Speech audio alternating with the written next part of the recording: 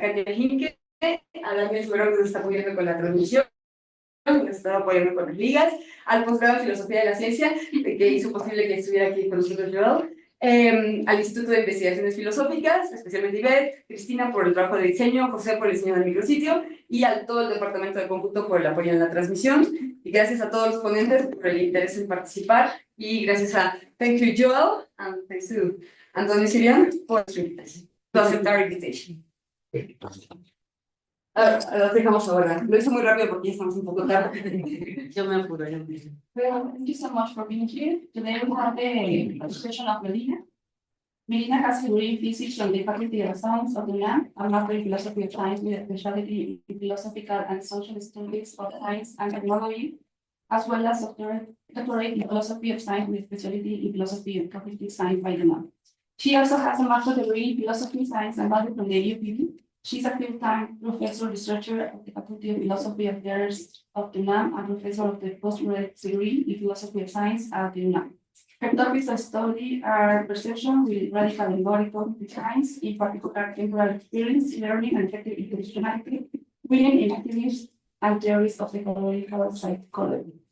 You have 3 minutes for the talk, and then you have a Q&A session. So, bye. Perfect, thank you. Well, thank you all for being here. I'm very glad to have this workshop. Thank to Susana, particularly, and Miguel A for bringing us together to do this workshop. And Soafem and everyone that Susana just said, I'm not gonna repeat to skip the time, but thank you. So this is, as we said before, in the points to make this workshop was to present work in progress. So this is work in progress.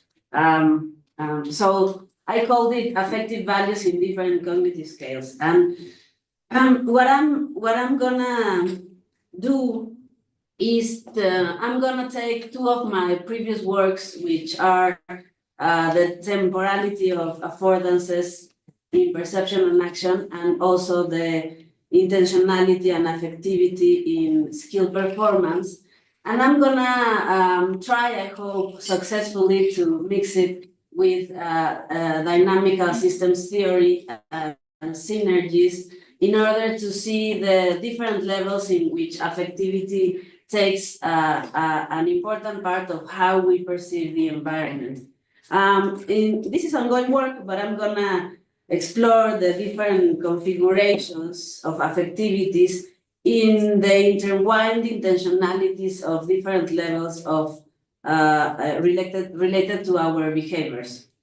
So I'm gonna follow many people, but principally the new book that is about to come out with of Tom Chemero, and also the work of Denso Kirchhoff and also Colombetti and Kruger that we have discussed in the seminar, in the 40 seminar. So, well, just to make a little recap of my previous work, which I am basing on it, this new work that I'm kind of excited about now, because it's like we've been discussing this in the seminar, and I think it's coming to new work now.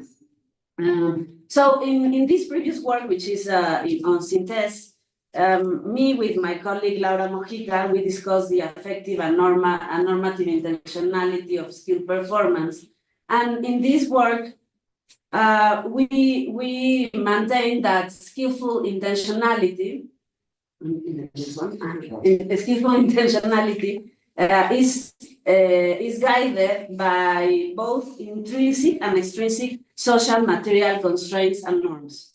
So we discussed that these intentionalities are inherently affective because they arise from a fundamental care to maintain one's identity. So what I'm gonna focus on this presentation is a lot about care and identity, or different kinds of identities in different levels, biologically and socially.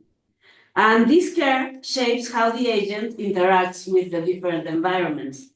It's important to say that one kind of environment is the sociocultural practices because they shape the identities and therefore the normative and affective dimensions of our skilled actions. So in a nutshell, what we said, the next one is, what we said in this paper is basically that skillful intentionality is guided by normative constraints that are shaped by the agent's material and social conditions, but ultimately determined by the intrinsic purpose of maintaining the agent's identity. And this is going to be important because agent's identity can be seen at different levels, either biologically and socially, or biosocially, which I'm going to discuss more. So skillful intentionality is also inherently affective, and it stems from a general sense of care to maintain one's identity again. So this is realized by orienting oneself towards the right environmental aspect in the right way. And this is gonna be a right way according to the particular environment. It's not a universal right way to do. And then the sociocultural practices shape human identities. So the centrality is the agent-environment interaction.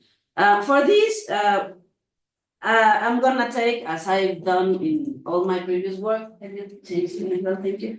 I'm gonna take affordances 2.0 conception, which I think I don't have to discuss it very much, but I'm just gonna say, the important part of it is that affordances 2.0 mix the conception of affordances from James Gibson, but it puts it as a dynamical way of taking affordances. So in this way, as we see here, we have the perception action loop, but we have the autopoietic system relating to a niche of affordances, which in turn affects and selects the sensory motor coupling and abilities. It's important to say that my theoretical framework aligns with Ximera's in the way that we do want to mix ecological psychology with an activism. I mean, we can discuss that, no? It's a topic of discussion, but we take that position, and I take that position from Ximera in the way that I think affordances can be a way to do it, and I use it to take it in consideration. So after that said, I'm gonna talk about embodied affectivity in the way Fuchs takes it in the 2013 and 2020 papers. And what is important here is that, well, he rejects the idea that emotions are only mental phenomena and that the world is devoid of affective qualities.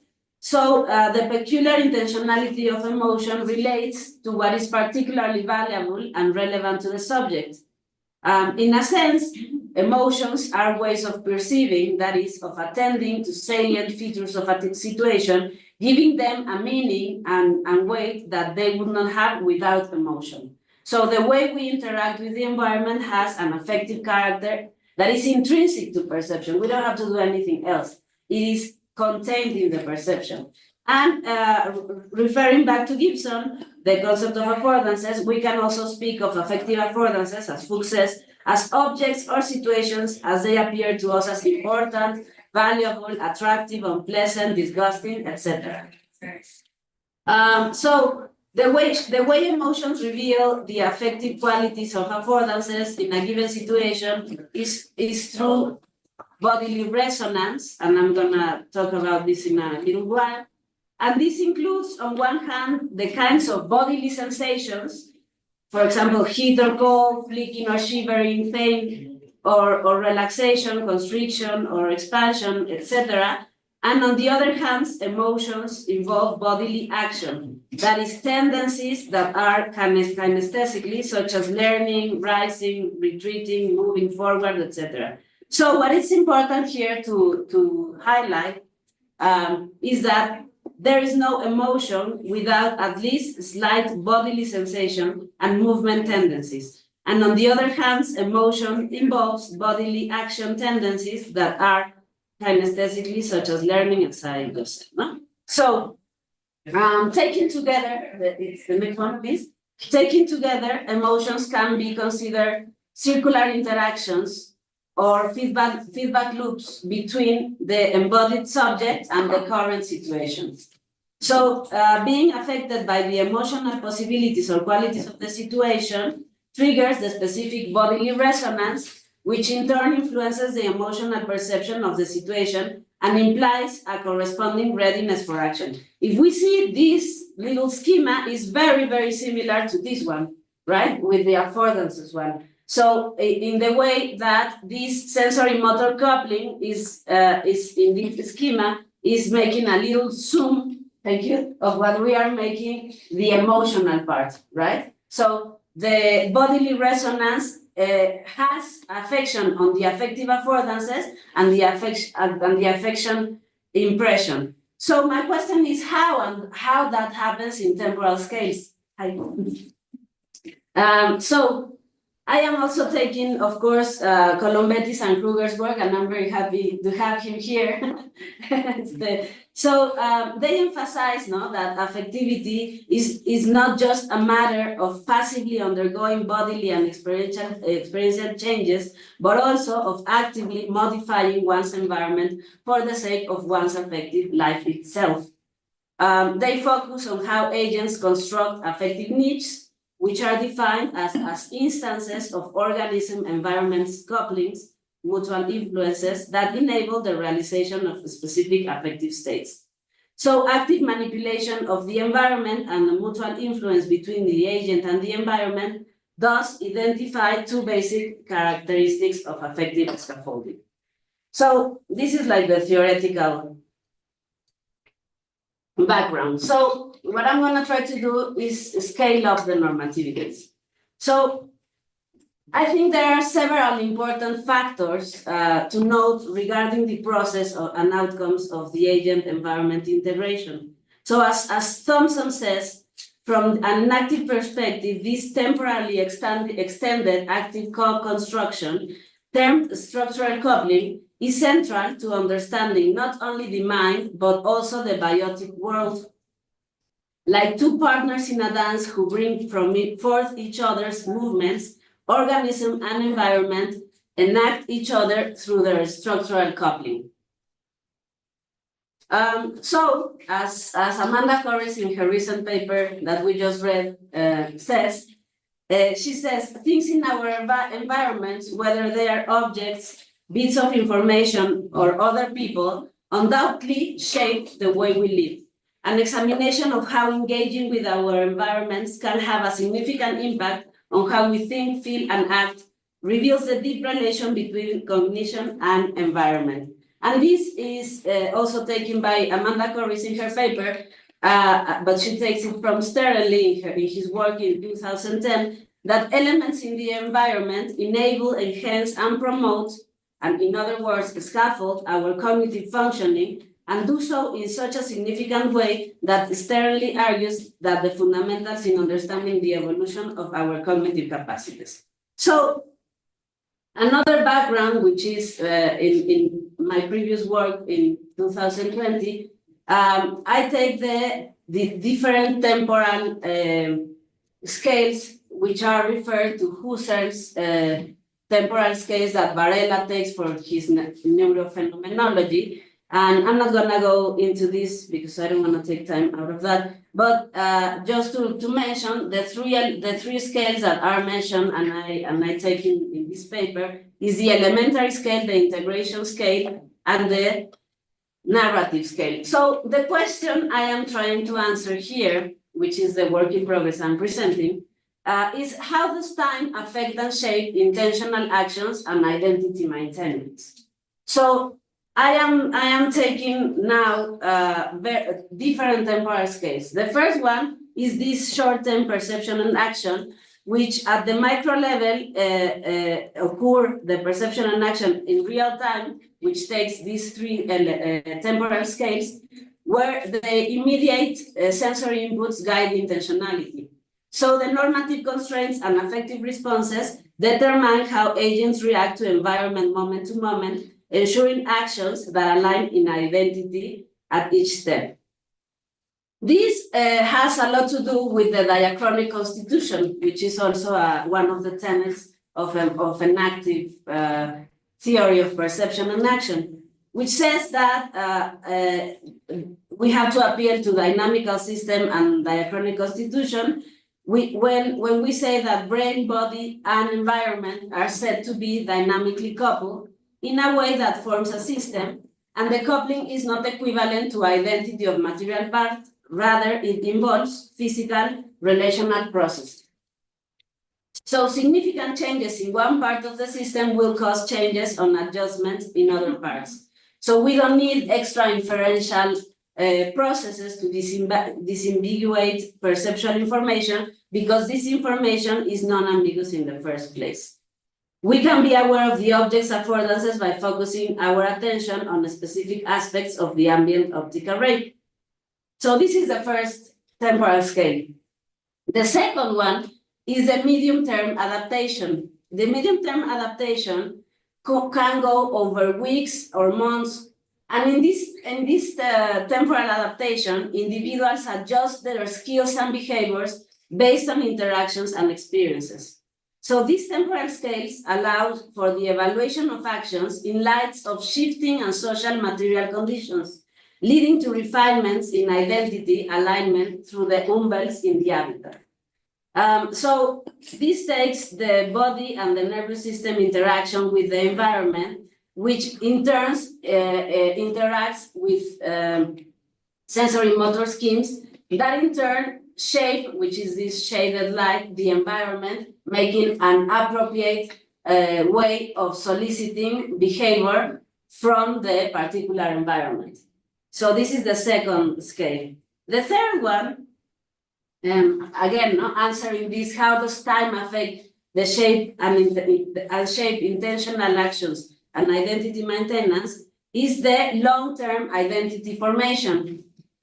So, thank you. Over years and lifetimes, sociocultural practices deeply ingrain identity patterns. This scale considers historical and cultural narratives that shapes norms and affective responses in a particular society, influencing how agents maintain their identities through socially learned and historically grounded skills. I'm sorry.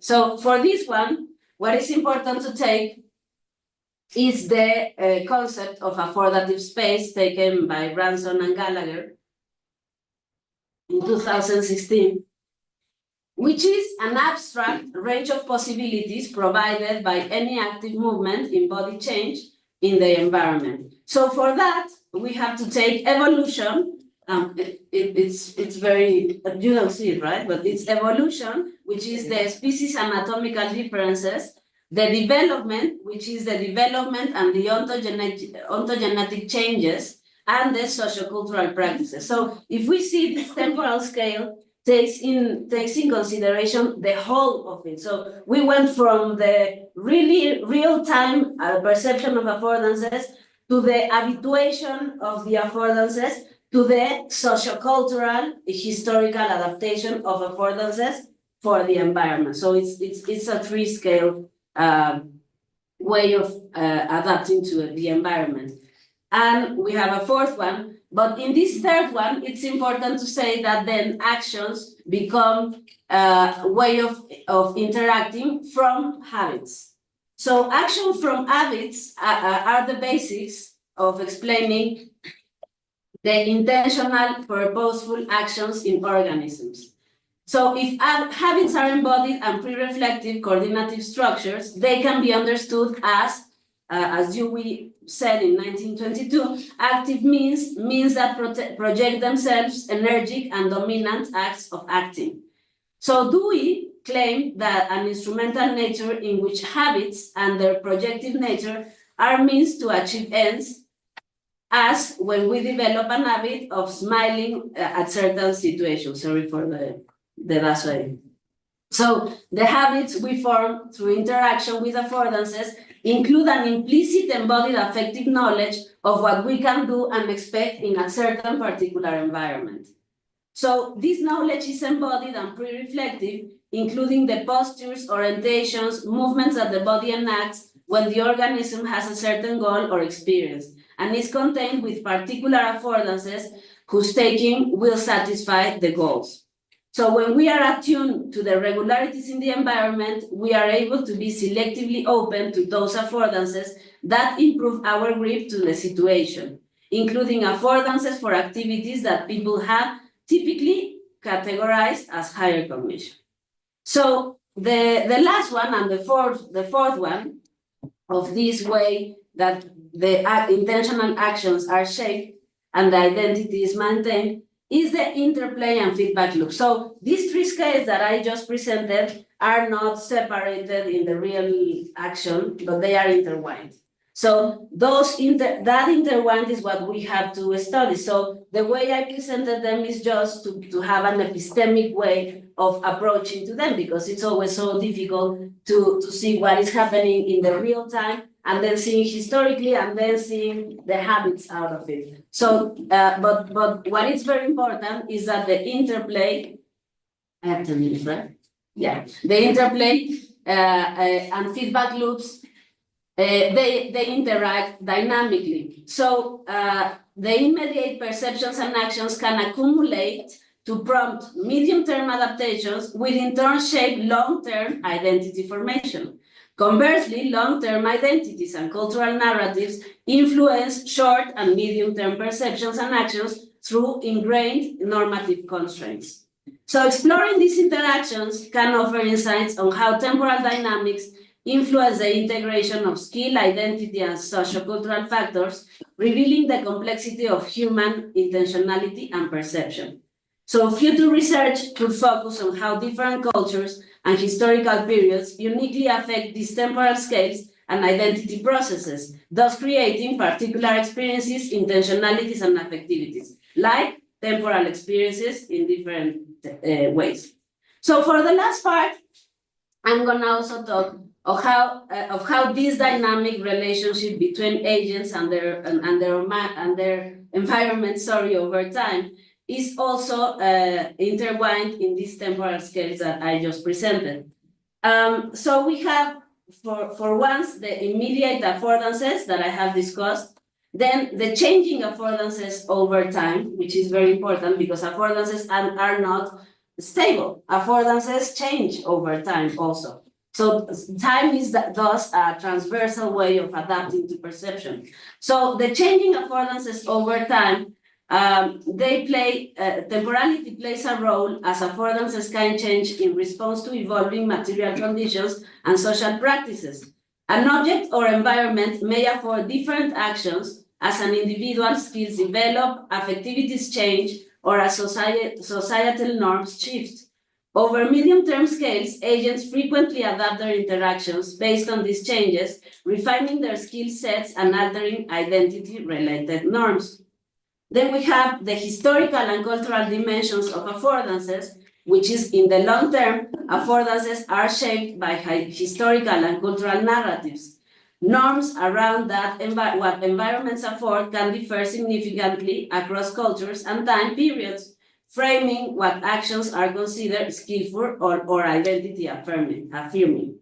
For instance, digital devices today afford connectivity and social interactions in ways that were unimaginable in the past, altering how identities are maintained.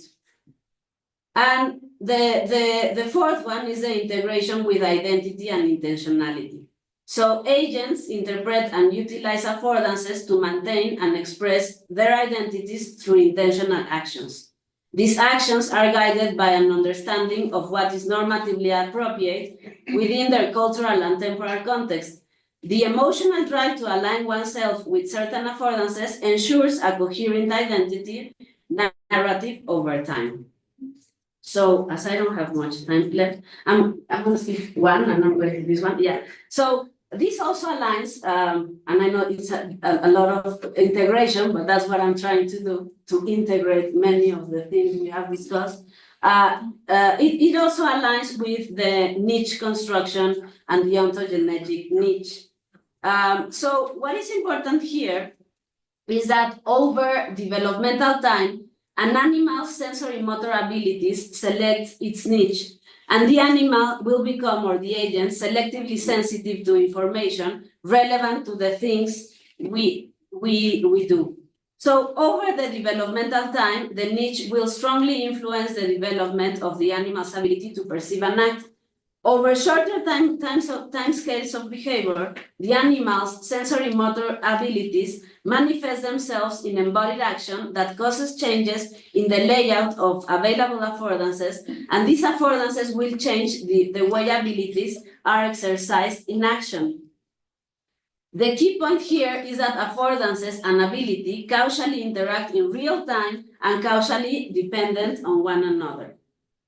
So the way to see this integration is we did this work also last year with one of the students, I don't think it's here, Jorge Luis, with Paco Vergara and Agustin Fuentes, where we took this integration of the three temporal scales in evolution, which I'm not taking, but it's here, which is the ontogenetic bias, the perception, and the phenotypic plasticity. So as we see, the construction of the selective niche influences all those abilities and all those affordances that are taken into consideration. So what is a model that can help us bring together all of this? I'm gonna skip again one, and one way of seeing this is symbiosis and the way to understand the intertwined selves.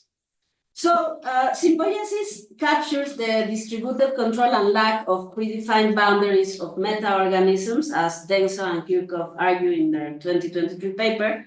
And this takes a symbiosis concept by Haraway that points out how symbiosis pertain to other complex and entangled forms of biological life, including our own. So the symbiotic nature of what Haraway calls terrestrial life forms and their respective Umwelten changes individualistic conceptions of life. As Haraway puts it, the more pervasive symbiogenesis appears to be in the dynamic organizational processes of living things, the more looped, brain, extended, involuted, and symbiotic the terrestrial world is. So one term that she coins to talk about these symbiotic organisms is cyborgs. And cyborgs are not just living things, they are constitutively full of living things. As such, they do not just engage in autopoiesis or self-makings. Instead, they engage in symbiosis or making with. And I'm going to read this quote because I think it's very important. Symbiosis is a simple word. It means making with. Nothing makes itself. Nothing is really autopoietic or self-organizing. In the words of the Inupiat computer world game, Earthlings are never alone. That is the radical implication of symbiosis. Symbiosis is a word proper to complex, dynamic, responsive, situated, historical systems. In a word for working with is in company. Symbiosis enfolds autopoiesis and generatively unfurls and extends it. So Haraway's focus on symbiosis is not just in conflict with modern enactive theory, in conflict with enactive theory, which has also recognized that autopoiesis is not sufficient and replaced it with autonomy. Both biologically, individuals and episodes of participatory sense-making are autonomous. So Haraway's point in introducing symbiosis is to deny that the biological individual is the appropriate unit to understanding the nature of life and living things. And conclusions. I also have some empirical evidence of how this has been handled, but I'm not going to present it, of course, here, but it's going to be in the work in progress. So my conclusions are temporal scales of affordances are useful for explaining the perception and learning of affordances.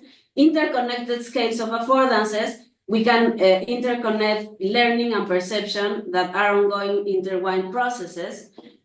We have to take into consideration macro to micro understanding. So behavior through affordances involves synergies between abilities and environmental aspects constraining potential trajectories. There is multiscalar attunements. It involves times, spaces, and experiences that shape affordances, forming sensory motor schemes with affectivities. And the configuration and affectivities are implicit in behaviors and influenced by intertwined intentionalities and affectivities. So the theoretical perspectives to be developed is to focus on cognitive agency principles like sensory motor embodiment and autopoiesis-symbiosis, the meta-organismic cognitive agents that embody distributed relations beyond individual organisms, to take that environment is affective in many scales, and that the scales are intertwined and constitute identities and agents in different temporal scales. Thank you.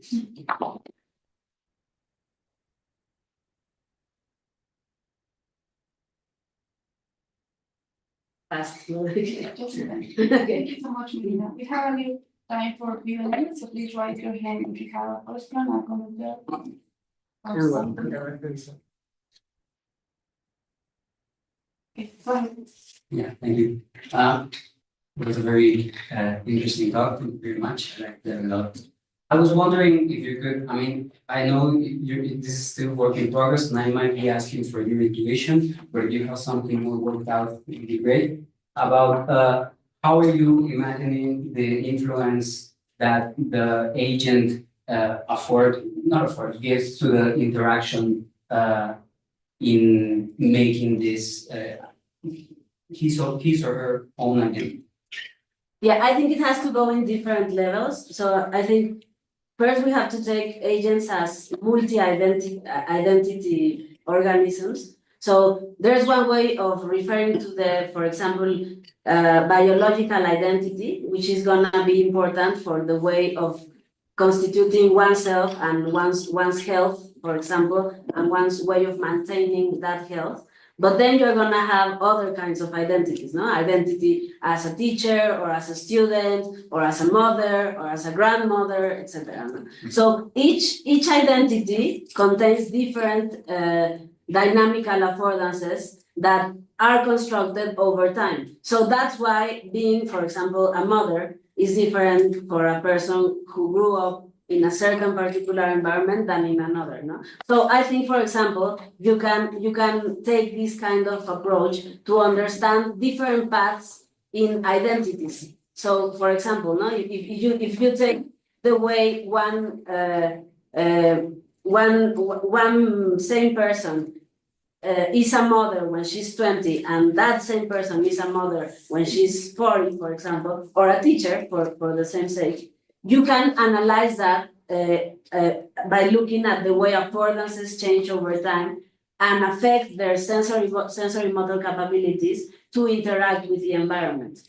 No, I don't know if I'm clear. So, for example, you can take a look, and when you are the first time you are a teacher, for example, no, you are very nervous. You get like very frustrated. You have to read a lot in order to be able to say a lot, no. And well, that's for me, for example, no, that was the way for me. Maybe for many of you it wasn't like that. But then when time passes, you start getting used to being around people, being observed by people, no, being judged by people, and that shapes your identity as a teacher, no? And that's why each person has a different identity as a teacher. So it's something like that. I would answer. I don't know. What would you think of referring to those kinds of influence coming from the agent as something that's to do with temperament, character, personality? Also, something like that. Also, because then, of course, that is why the scales are intertwined, right? Because then you have your biological sensory motor loops that are also particular for the agent, and they develop in the way that you grew up, for example, and then your temperament developed in one way or another. And also that temperament is different with different atmospheres, right? The way you treat atmospheres, no? I think that same agent can develop in a different way in different atmospheres. So it is also taken into the mix. It's a very big mix, I know. That I know, no? But yeah. Thank you. Yes, I have like 100 questions, Yeah. but we have to make like one, I guess. Yes, Okay. So you're discussing a very interesting talk, and you're discussing very complex systems and how some subsystems are integrated into larger systems, going from sensory motor loops to culture and evolution on the other side. So it's all integrated in very complex ways. But then we also need to analytically tear apart and not see it as all mixed up, but to be able to distinguish different things, right? So one question was, you said one of the things you said is that the affective is intermixed with the cognitive all the way down. Would that apply to anything? Like to every skill is affectively charged? And that would and the other question is, to whom does this apply? To human beings or to all living beings? Because if we think on it in terms of, like different species, each has different kind of innate design, the result of evolution, and many nested systems and all of that, right? But for instance, we can learn a language because we presumably have a language faculty with the capacity to turn a few switches, so to have a certain grammar, right? And so how would you place the innate within this framework? It's very different than what a cockroach can do, right? Well, for the first question, very, very good. For the first question, the answer is yes. Affectivity goes all the way down. And but affectivity doesn't have to be, and that's why it's affectivity and not emotions. No? Affectivity has to do a lot with the way we interact with the environment. That environment affects us. So it's in the very basic sense. So a cell can have affectivity, or a bacteria can have affectivity. No, in a way that sensory motor loop, or only the loop, because bacteria don't have sensory motor in that complicated way of the nervous central system, for example. No, but the sensory motor loop has an affection on the way the living being interacts with the environment. So it aligns with Thompson's and Varela's and Roche's way of seeing the mind-life continuity thesis. So it does apply to all these species. But of course, the levels of complexity, they get greater and greater with the kind of material objects, other agents, artificial environments, natural environments that we develop. No? So it does. For both the questions, the answer is yes. And I know there has to be a lot of development in that. That's why I tried just to keep the temporal analytical way of looking at it. No, I'm not getting into the way, for example, not yet. I want to get there, but I'm not seeing the affectivity in each scale. Here I just presented the temporal way I think you can look at it. Yeah. Thank you. That was super interesting. Thank you so much for that. And so many things I'd like to ask you about as well. But I think I would just, if I can, invite you to say a bit more about something you briefly referenced. I can't remember if you actually use the expression digital affordance or digital niche or something like that. And I'm curious if you have a sense of how digital affordances, digital niches, what Lucy Osler called techno-social niches, how these things fit into your story. And I ask because I think a lot of our habits and a lot of our practices of identity construction, especially for younger people, this is what old people like me always say, the kids are now doing more of this, but digital natives are learning a lot of their practices of identity construction online, in online spaces. And these spaces afford different practices, different forms of identity construction. And they often have different temporal structures. They run along different temporal scales than do our offline spaces. And the point of all of this, as these things increasingly blend our online and our offline spaces, the whole story gets a lot more complicated. Yeah. And so the long-winded way of saying, you have something to say about that. You've been in digital spaces and digital niches and complicated temporalities that emerge with them and within this framework that you're giving. I'm really glad you took on that because I put that, the only example I put in the whole presentation was that one, because I think that one interesting point of analysis could be digital spaces and how digital spaces afford different temporalities and how those different temporalities are a way of projecting our actual culture and how that culture is changing narratives also in the way we understand our development, because development is not taken in the same way in the physical space than in the digital space. No, because development, you can be someone else. You can be 50 years old or 80 years old in the digital space and actually being something else. So there's also a parallel way of trying identities in those spaces. And I do think they have affordances, not in a way of cognitive affordances, in the way of Marta Jordas and stuff, but they have affordances. There are affordances in the digital world, which are very important. Yeah. Yeah. Great. Thanks. Thank you. Any questions? No?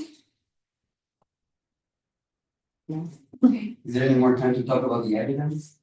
Yeah, I mean, no, they are very interesting. Luis Favela is doing a lot of interesting work, and also Tony Chamero, he's doing a lot of how the intertwined selves express, for example, in jazz playing music or in interaction in the digital space. They did a very nice work on how people, in the digital world working together, they have to bring something into a basket. It's a very simple task, but then they have connections in all the body, electro connections in all the body, and they see how entanglement happens and coupling in sensory motor loops in both the agents. So it's very interesting. It's gonna be in Chemero's book. The agents are real persons. It's Real not persons. an agent Yeah. model. No, they are real persons. Yeah. So they analyze with synergies those intercoupled interactions. Yeah. The way to look at the evolutionary, I have no idea. I have no idea in that. Yeah. Okay. Well, we have 4 minutes. I already asked. If you want to, No, go ahead, please. I was thinking as well about I know sometimes intertwinements can break. And we engage in these feedback loops, they can break sometimes. So we fail to be coordinated with people or with our own bodies. So we're thinking about I don't know, different pathologies perhaps, or complications, or different kinds of complications can arise from the breakage of these different intertwinement between scales. So perhaps I'm engaging in this scale with some kind of people, but I also have some constraint related to other time scales. These ones can break, and from this can arise some kind of pathology, but if I fail to be coordinated with this other time scale, I might see other kind of complications. Is there anything like that? Yeah. Different ways in which different time scales stop functioning, they give rise to different kinds of complications. Yeah, actually, there is, I think in autism spectrum disorder, well, Laura, I think is gonna talk a little bit about that, but for example, you can see breaks up in the participatory sense making loops. So there is no participatory sense making, there is no entanglement, because the sensory motor loops are so different. So it's not that it doesn't, it's not happening, but the way it's coordinated is what it's breaking. So what we would need to find is different ways of interacting with different sensory motor couplings. So that's one. And then I think Joel has one on schizophrenia, no? You have you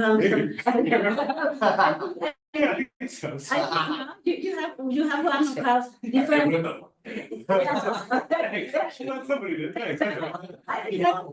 Because the pattern of coordinating your identities, like many times schizophrenics are said to be self-involved or decoupled with the different environments.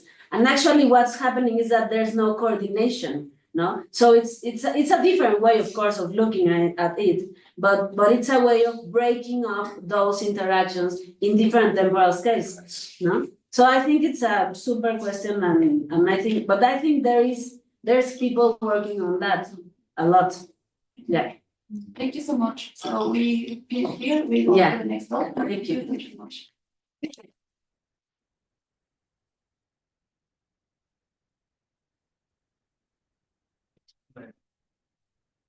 De paso, ¿no? Sí, sí.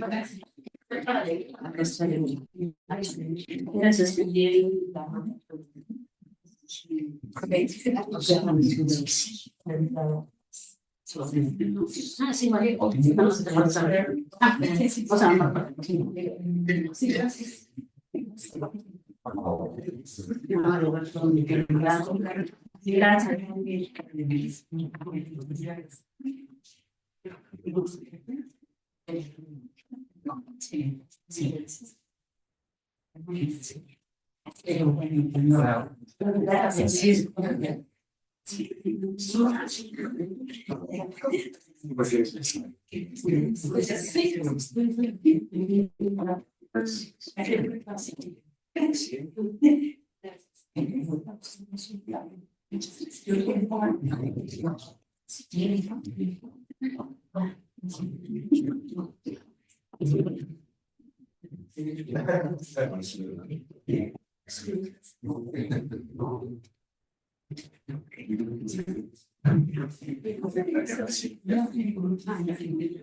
Well, we have the next talk from Laura García Sandoval, a release of an affective perspective in the Autism Spectrum Disorder. Laura García is currently studying her PhD in Philosophy of Science at the UNAM within the field of philosophy of cognitive science. Her interests focus on the philosophy of psychiatry for a cognition and the epistemology of health science. Yeah, thank you. I'm Laura, and the name of my talk is A Glimpse of an Affective Perspective in the Autism Spectrum Disorder. So also this is a work that is in its early stages of my investigation. So I hope you find it interesting. So first, I will talk about ASD to have a common understanding of what the disorder is. I start from the definition of the DSM because it is the most widely used manual in the literature. So ASD is considered a set of neurodevelopmental disorders that for decades has been defined through 3 groups of symptoms. These groups are included in the DSM-5, which are deficits in social interaction, deficits in language and communication, and restricted and repetitive behaviors and interests. So let's consider the symptoms associated to ASD. According to the DSM-5, autistic individuals are diagnosed based on the presence of the 3 groups of characteristics. So here I want to emphasize that social interaction is referred to as a lack of eye contact and facial expression, and also different body postures. According to this, autistic people do not show interest in things in common, for example.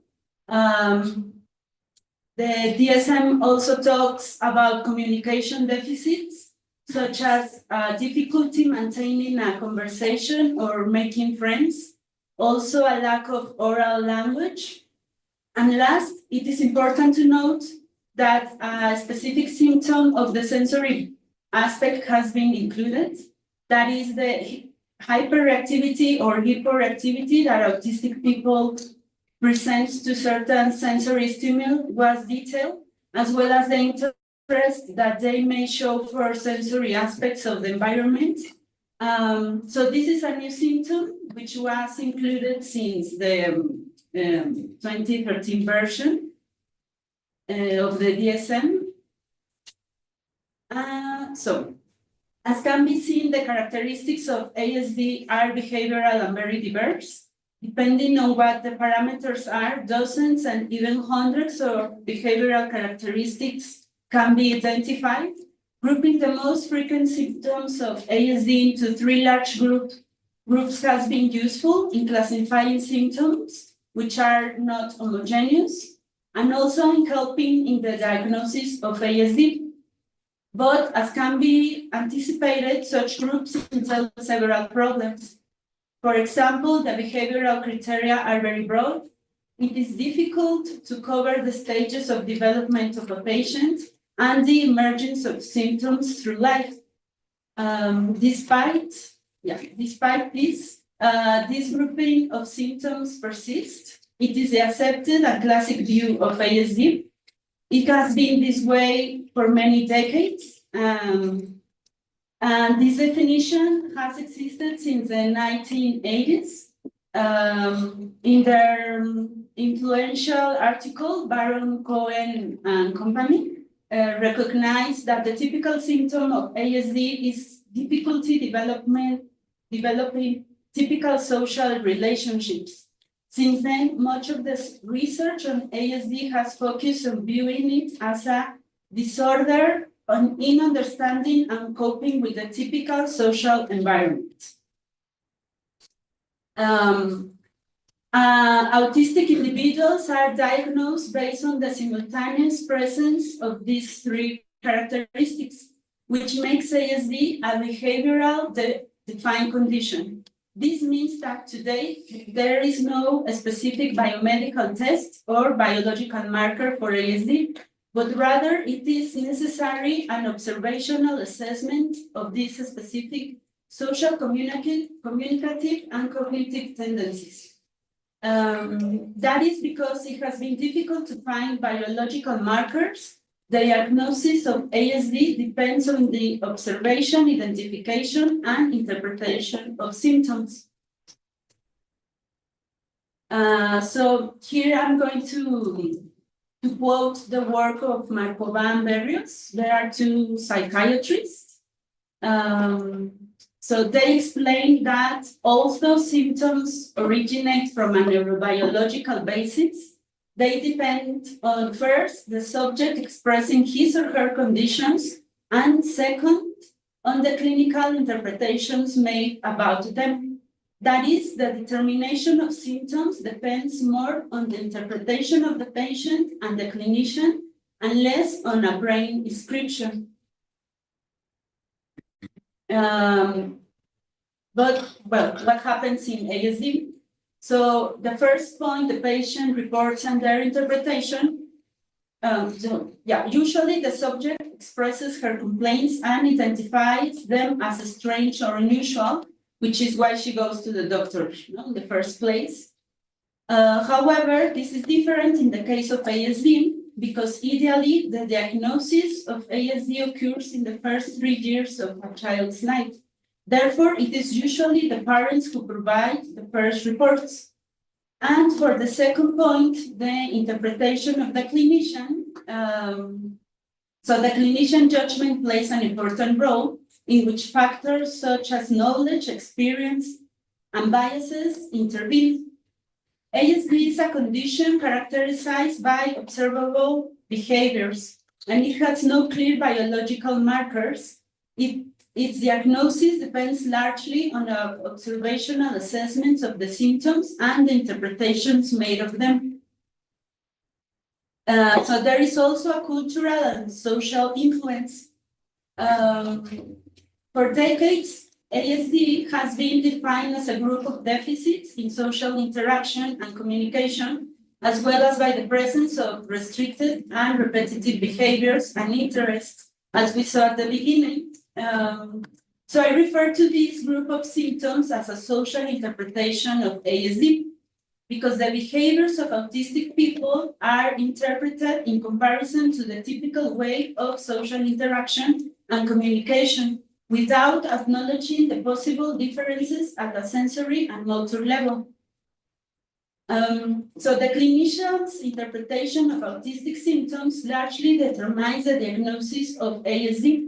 In this regard, it is important to note that the interpretation that has predominated has been made from a social perspective. So what does this mean is that professionals, parents, and others are trained to interpret what happens in terms of simple or binary views of behavior, that is, whether the use of language, the effectiveness of communication, or behavior in a given social context is good or bad, or positive or negative. So when we focus on these socially constructed expectations for behavior and communication, we miss the opportunity to know and understand autistic people who experience their existence and interactions in very different ways. The social interaction and communication deficits of autistic people have been interpreted from a social expectation built on typicality. In addition, clinical interpretations have been given more weight than first-person reports from the autistic community. Although it is difficult for autistic children to provide reports in their earlier years of life, their later expressions have not been integrated.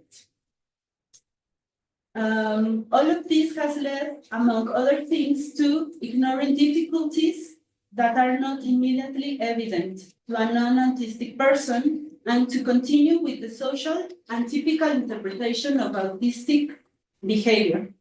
So there are biases or negative stereotypes about autistic people that fit this social interpretation.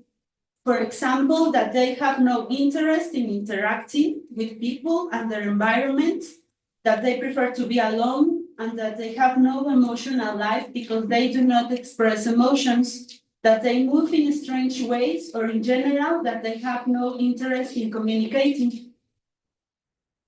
So a typical set of assumptions and practices prevails, constructing typicality as the only acceptable mode.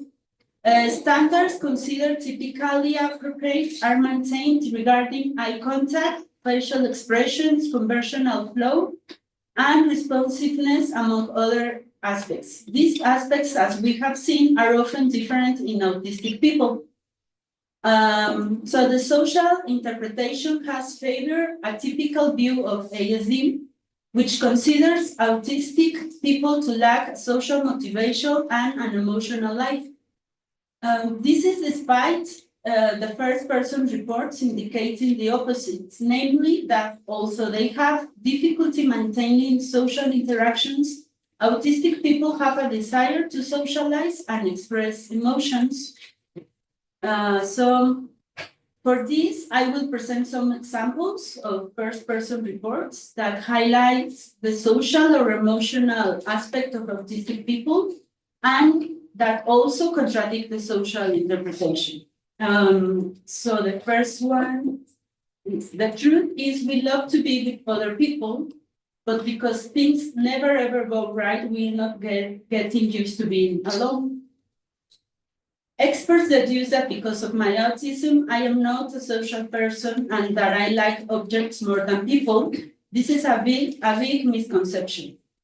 The truth about autistic people is that we want what everyone else wants, but we are sometimes misguided and don't know how to connect with other people.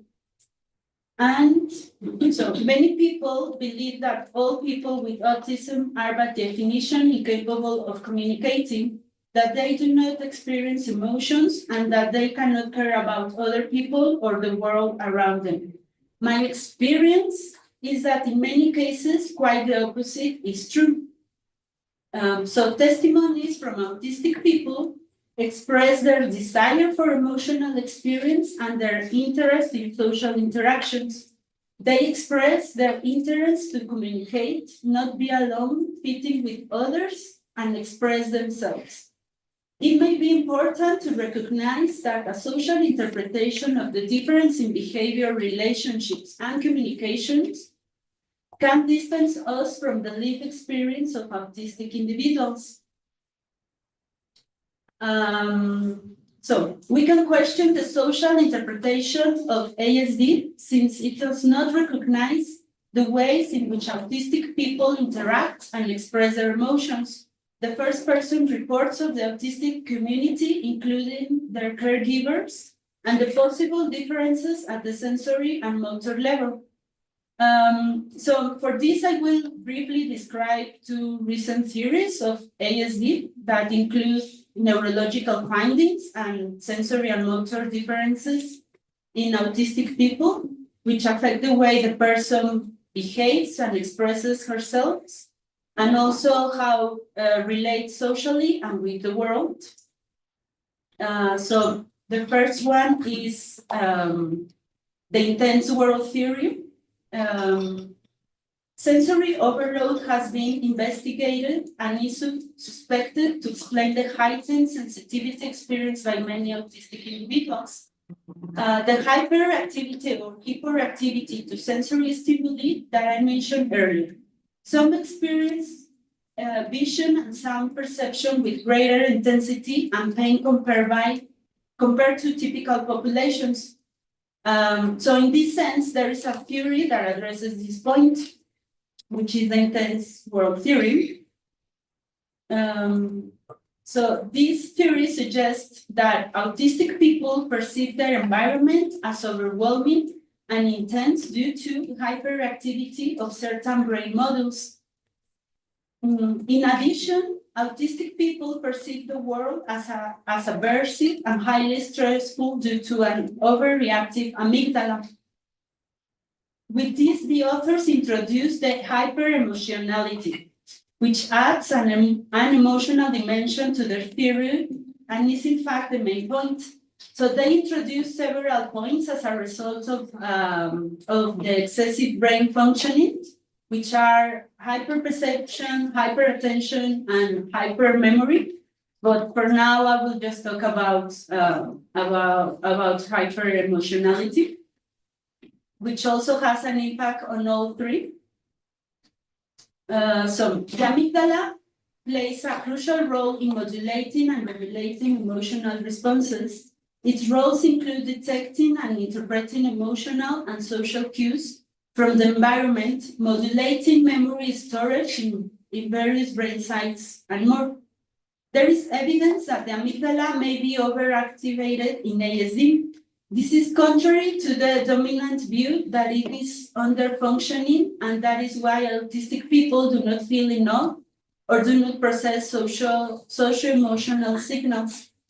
However, hyperreactivity of the amygdala has been demonstrated when autistic subjects are confronted with social stimuli, such as faces and eyes. Eye contact and facial expressions help to successfully navigate a social environment and express emotions.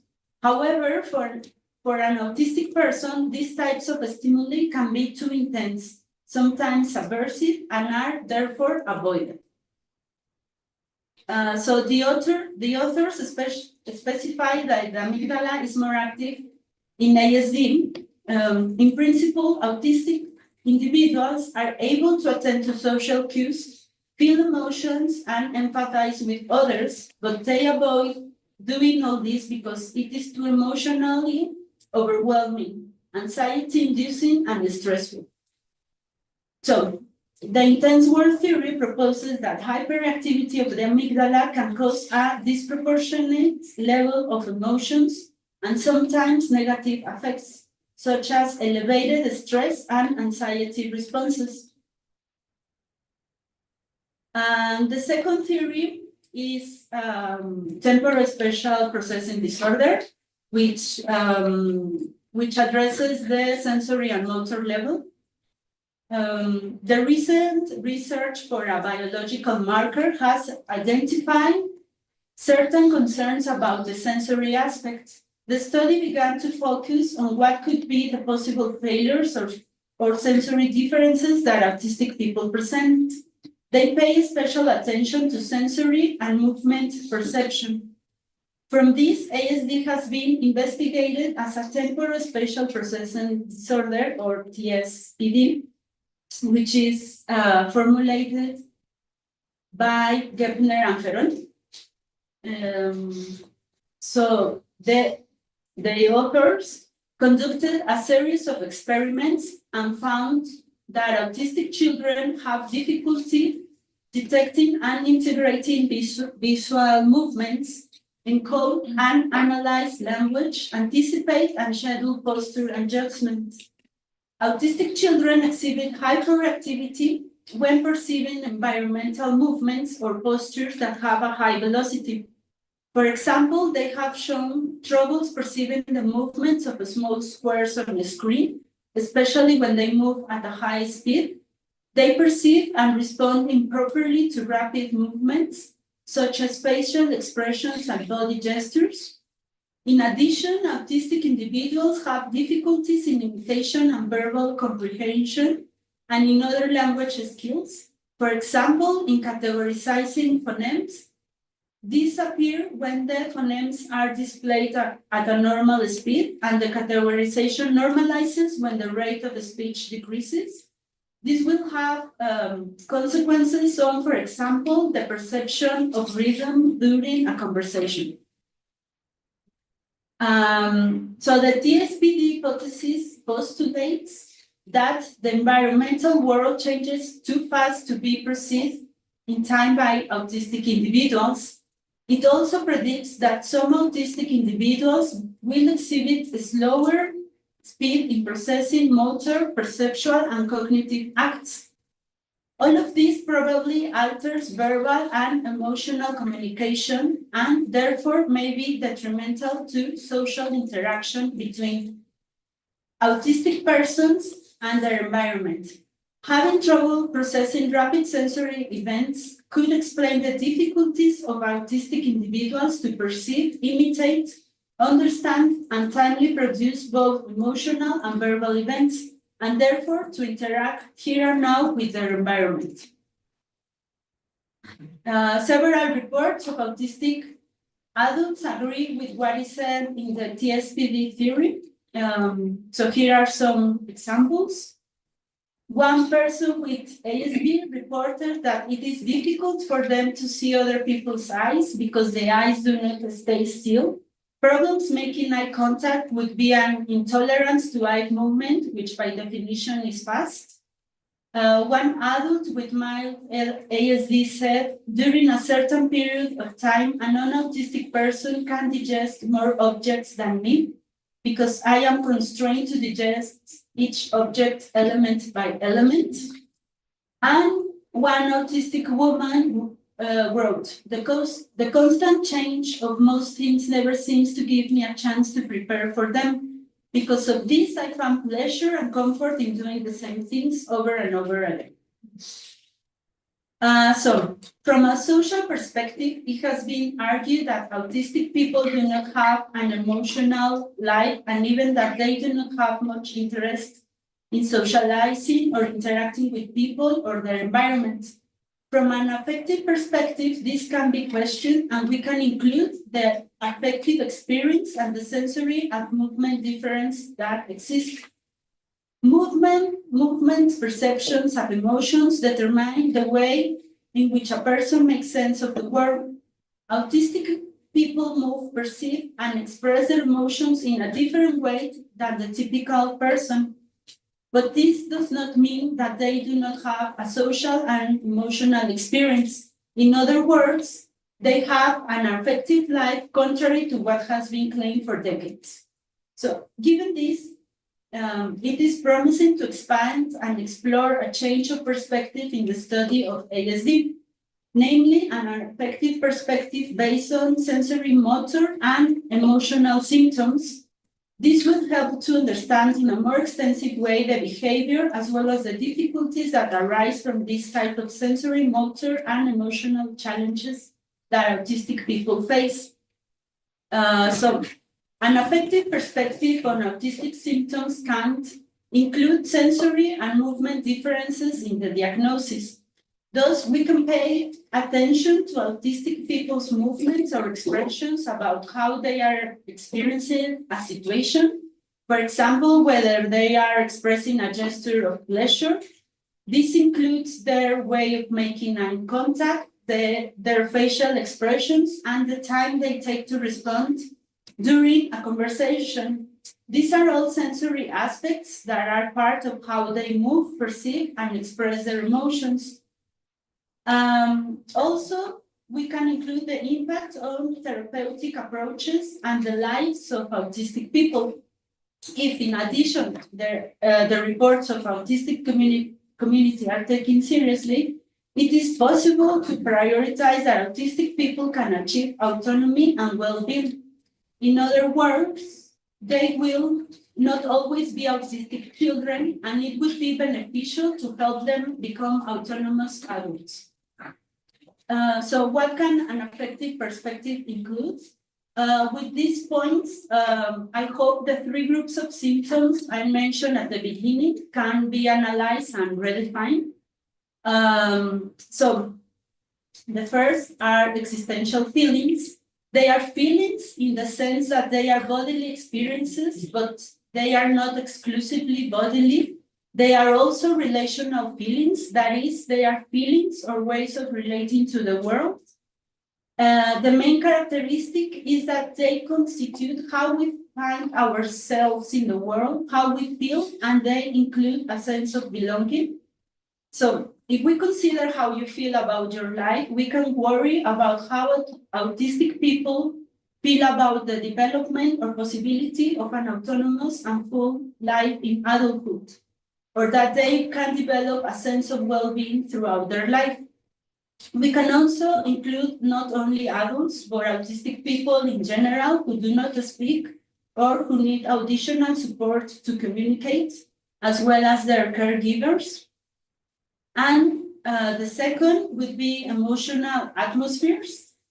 So broadly speaking, it is a feeling that is not private or internal, but exists in space.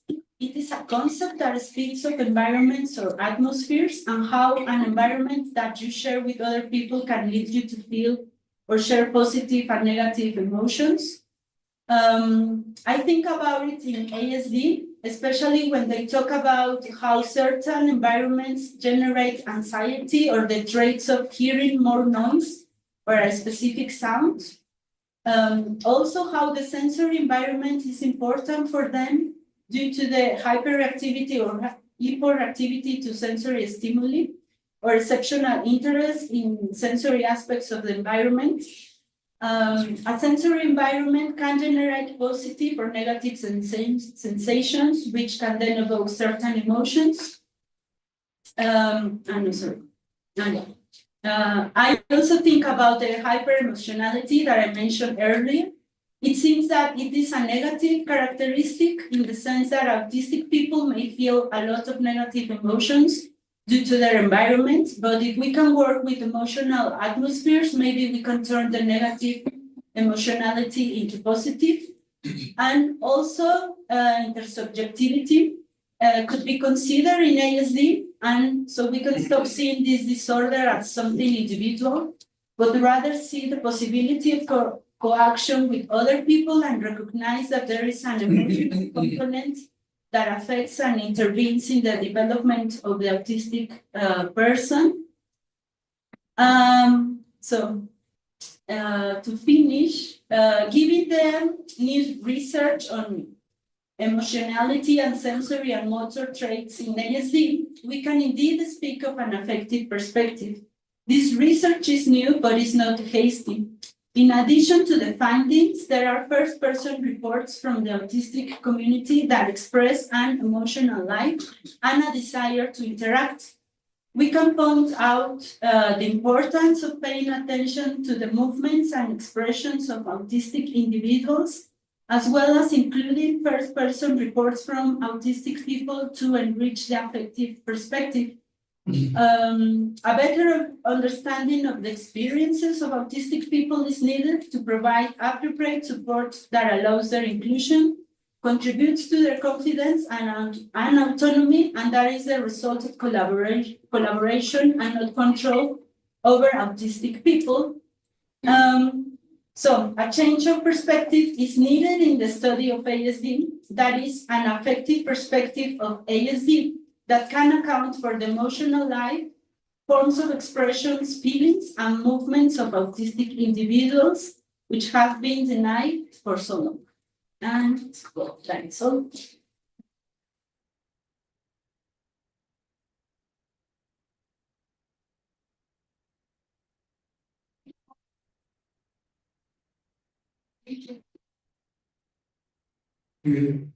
I don't know if you didn't talk about what is in our culture common to know that the autistic people have some special abilities. I don't know if this is true or not. they have a great memory, great capacity of attention, they can develop knowledge of mathematics easily, etc.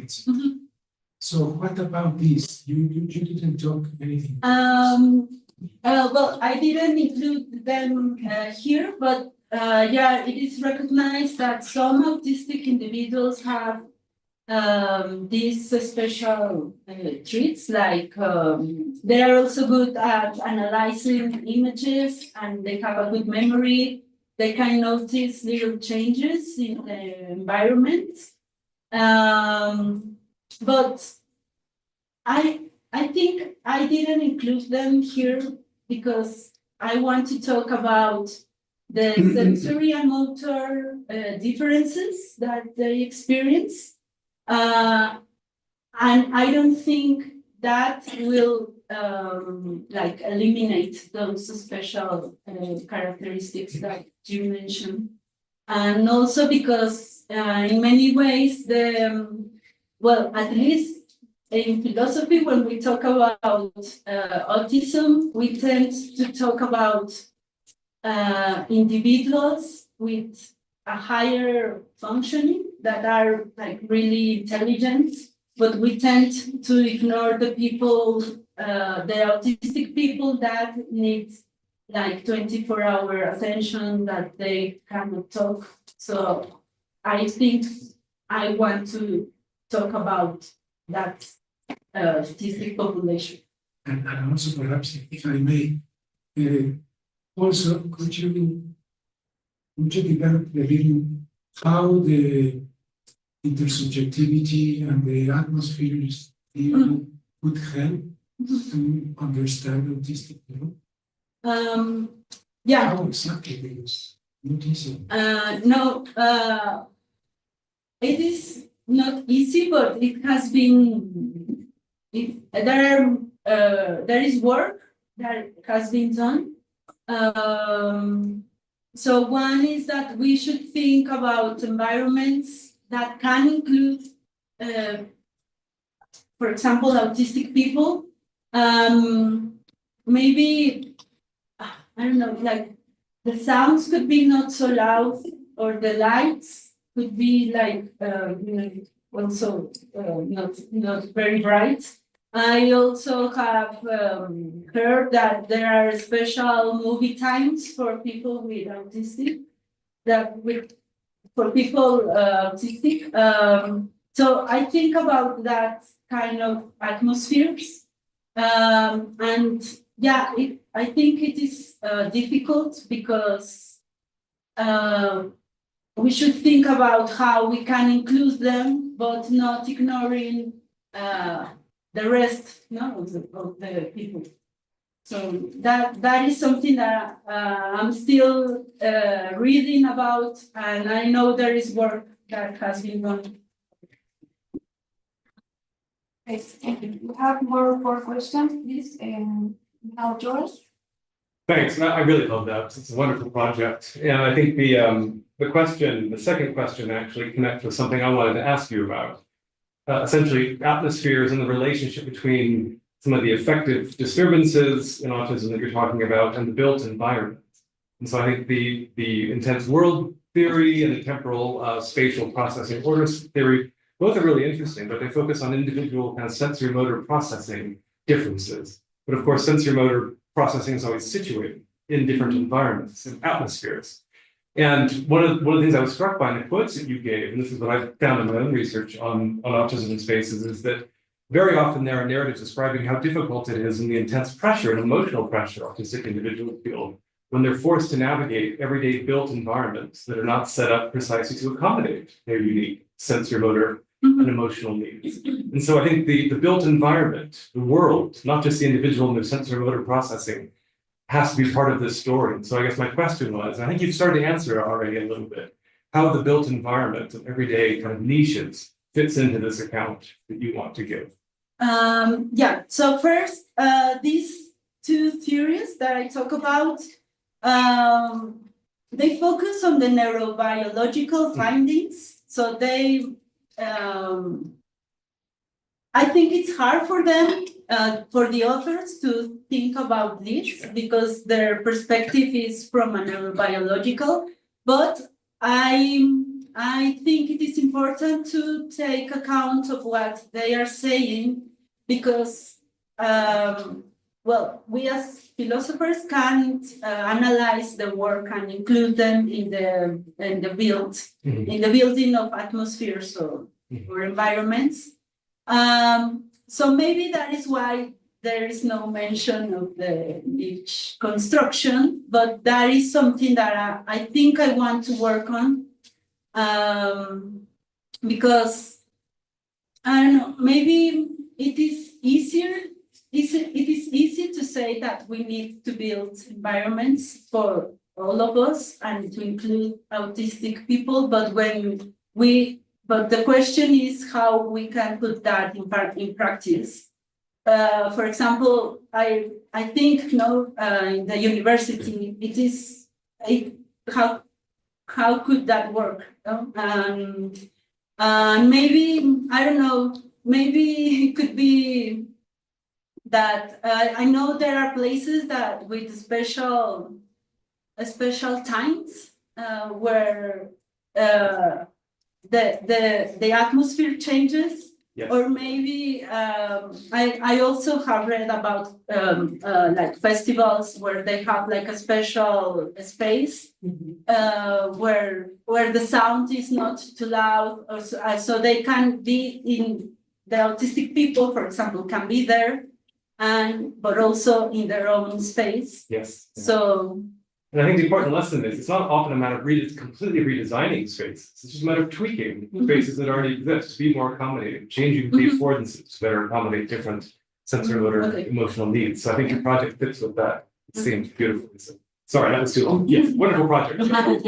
Thank you. Next question, please. Yes, the traditional view is that we have this limbic affective regions, and the amygdala is one of those regions, and we have this prefrontal cognitive regions. But people want to see now things differently, and we have this view that the amygdala perhaps is an attentional hub. It's some kind of relevance detection machine.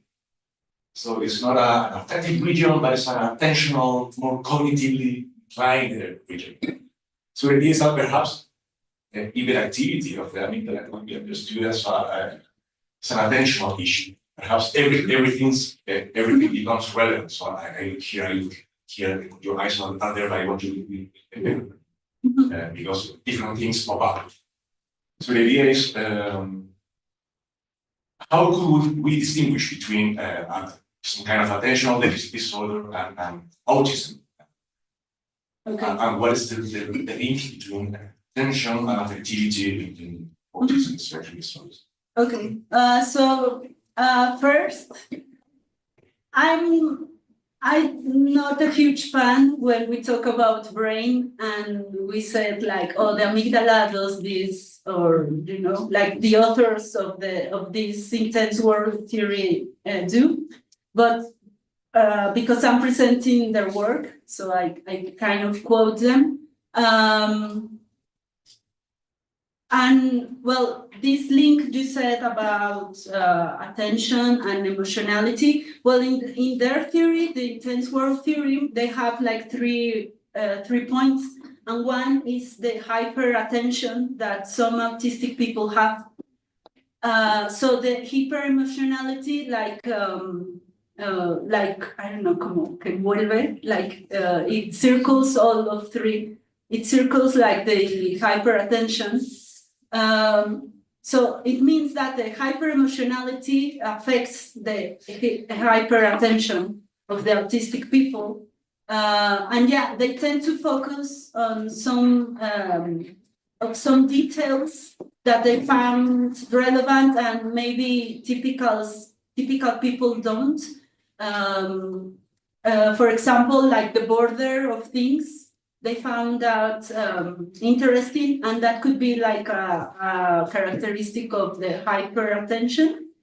And then to make a distinction in the, how do you say, the attention deficit or autism, well, that is the big question, I think, because none of them have like a biological marker. So in the case of ASD, it is difficult to make a distinction with other disorders, and one of them is attention deficit. And sometimes attention deficit is included in the autism, but it is, I think that is one big question for medicine and psychiatry, how to make that distinction. Thank you. We have 5 minutes and we have 3 more questions, so try to be brief, please. So Miguel Ángel, then Esteban, and then we have a question here. Do you prefer one by one or? Sí, una, yeah. Okay, thank you, Lara, for your talk. I'll be connected with the other questions. I was wondering how was your thinking about this affective part, because that's what you calling us to focus on, because it could have many ingredients, like the biological level, the sensory motor, and the social part and the atmospheric part. So, well, my question was kind of like, if you have some idea of how we can approach and thinking also in this entanglement of the different levels of affectivity, while you refer to, from existential feelings and atmosphere. So, if you have something that you, an idea or something, well, maybe I like the idea that the therapies should impact the way the autistic people feel, in the sense that I don't know, I find interesting when the literature that always says or always consider autistic people as children. So I think I would like to go in that direction, that I think they are not always going to be autistic children. Hopefully one day they will become adults, and when I read their reports or blogs or listen to them in their events, I can see or they express that they do have a desire to have an autonomous life. So I think maybe that is the direction I will want to go. How that could be possible, and maybe, yeah, I don't know, maybe the emotional atmospheres could be one, but I think maybe the existential feelings, how do they feel about their life, and how could we change, well, not we, but the society or the medicine could change that to make it better. Thank you. Esteban, please. Yes, I'll be very short, right? So my question is like I'm not very familiar with neither the psychological nor the philosophical literature on autism specifically. So I was wondering, when you talk about the social interpretation, is your target there? What is it a certain psychological theory held as a scientific theory by psychologists, or is it the popular conceptions socially held about autism, etc.? So, with whom are you discussing? Okay. Well, I think with both the 3 dominant theories of autism, especially the theory of mind, that is a psychological and philosophical theory, and they do think about ASD as a deficit in social interaction. They say that the main characteristic of ASD is that they lack social interaction or communication, and that if you found that that characteristic, then the others can become like secondary. So that is one thing that I'm like argue against, and also maybe the popular opinion. I think that that idea persists. That like like in general that autistic people prefer to be alone. That they don't want to talk. So also a little bit with that, but I think my main objective would be the theories, especially the theory of mind. Thank you. The last question, please. Well, thank you, Laura, for your presentation. My question is about there's a recent line of research in past years in psychiatry and clinical psychology that aims to go beyond the DSM and stop seeing disorders as an isolated set of symptoms and traits and the like, and that we investigate, we should instead research the processes and traits that are underlying several disorders. In that sense, we now know that there are traits and processes that are common to ASD and other disorders like ADHD, for example. So my question is, how do you see an affective perspective on ASD like helping these kind of research? Do you think it will be like that like we can integrate them, or that it can that the affective perspective that you pose or advocate for can help like this kind of research within psychiatry? Well, for example, I don't know if you're talking about the RDoc. Yeah, stuff like that. I mean, I like that research. That I think it is important to look for the neurobiological findings, but I also think that it is really hard. I don't know if we will be able to see that one day, but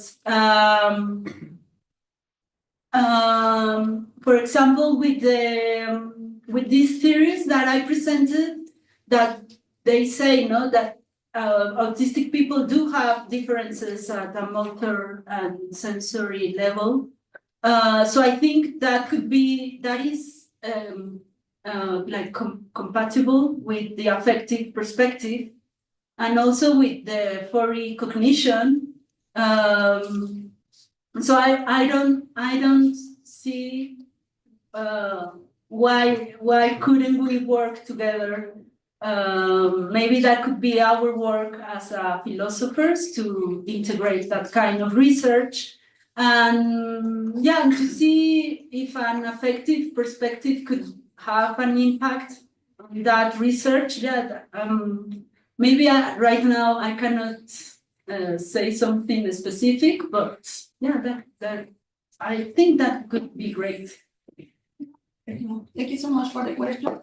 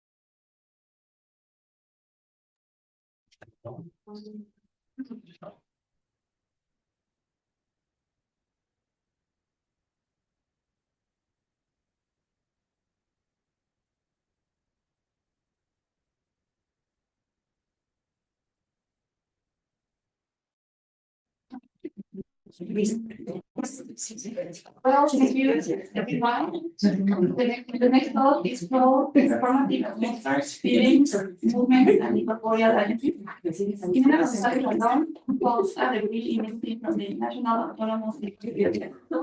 Master degrees, one in Philosophy science from UNAM, and another in Cognitive science from the University of Basque Country, and a PhD in Philosophy of Cognitive Science from UNAM. As a full-time researcher at Ibero-Americana University, she focused on the educational implications of the body and ecological cognition. So, go ahead. Thank you very much.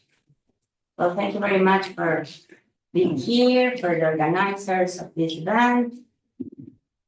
Well, as your name, as Fernanda told you, I'm going to talk about performative atmospheres, feelings, movement, and intercorporeal agency. The outline that I would like to follow in this one, I'm going to start with a definition of atmosphere coming from aesthetics and integrated cognition. I'm going to talk a little bit about the objective of this research. I am going to describe a friction arc that is an artistic installation that works with affective atmospheres. So it's like trying to make like a concrete space now built to create these interaffectivities. Using the air as well as the physical media, walls, floors, chairs, or instruments, and consciously recognizing the materiality of the environment from the sonorities, it generates an active involvement of the embodied subject is the matter. Then I'm going to talk a little bit about which perceptual action cycles are involved in this aesthetic and affective atmosphere. Then I'm going to talk a little bit about the intercorporeal togetherness. That is an idea of moving and feeling together in this affective atmosphere. And finally, I want to try to put all these ideas in a pathway to a transformative educational atmospheres. Well, first of all, the definition that I'm going to use comes from Bohms, from Forsters, and actually from Kroeger. And the idea is that it's a multisensorial and sonic atmosphere that we propose. I work with an artistic collective that is called TACO, that it means Transdisciplinary Art and Cognition. And all together, we propose that this atmosphere is constituted by hearing, by proprioceptive and kinesthetics, and the tactile or haptic quality of the experience. Bohms, when talk about atmospheres, he says that they exist between environmental qualities and human states, mediating a perceptual engagement with the environment that is not optical, but tactile. In this sense, he's trying to awake our body, our skin body. And the Side Fosters, he talks about what embodied bodies encounter is an atmosphere as a form of diffuse perception that invites touch. The reference to the tactile quality of the concept is not gratuitous, given that this first interaction, which is pre-reflective, as it refers to a mode of perception that is prior to abstraction, representation, or judgment, and Fosters talk about this active character of atmospheres, that like they do something, and their presential relation as a material world crystallized from the flows of the real medium that collide with the multisensorial and gestural bodies.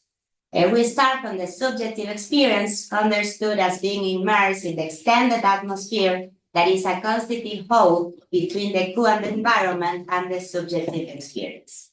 It's very near to Laura was told us, a feeling that is not private, that is not internal, but exists in space. And one of the axial questions is how an environment makes you feel in a collective way. How can we build this kind of environments? How can we try to redesign this kind of space? So this is a little bit the idea.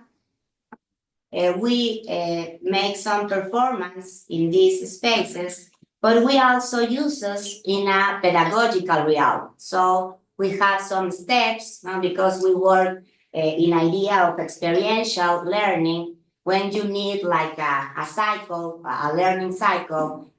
When you perceive the space and then you have to reflect about that experience. So the objective is to examine this multisensorial experience of the friction harp, this device that transforms space into an interactive, affective, and shared intercorporeal atmospheric learning environment. This installation encourages participants to explore sound, touch, proprioception, kinesthesia, fostering creativity and collective awareness through this embodied interaction.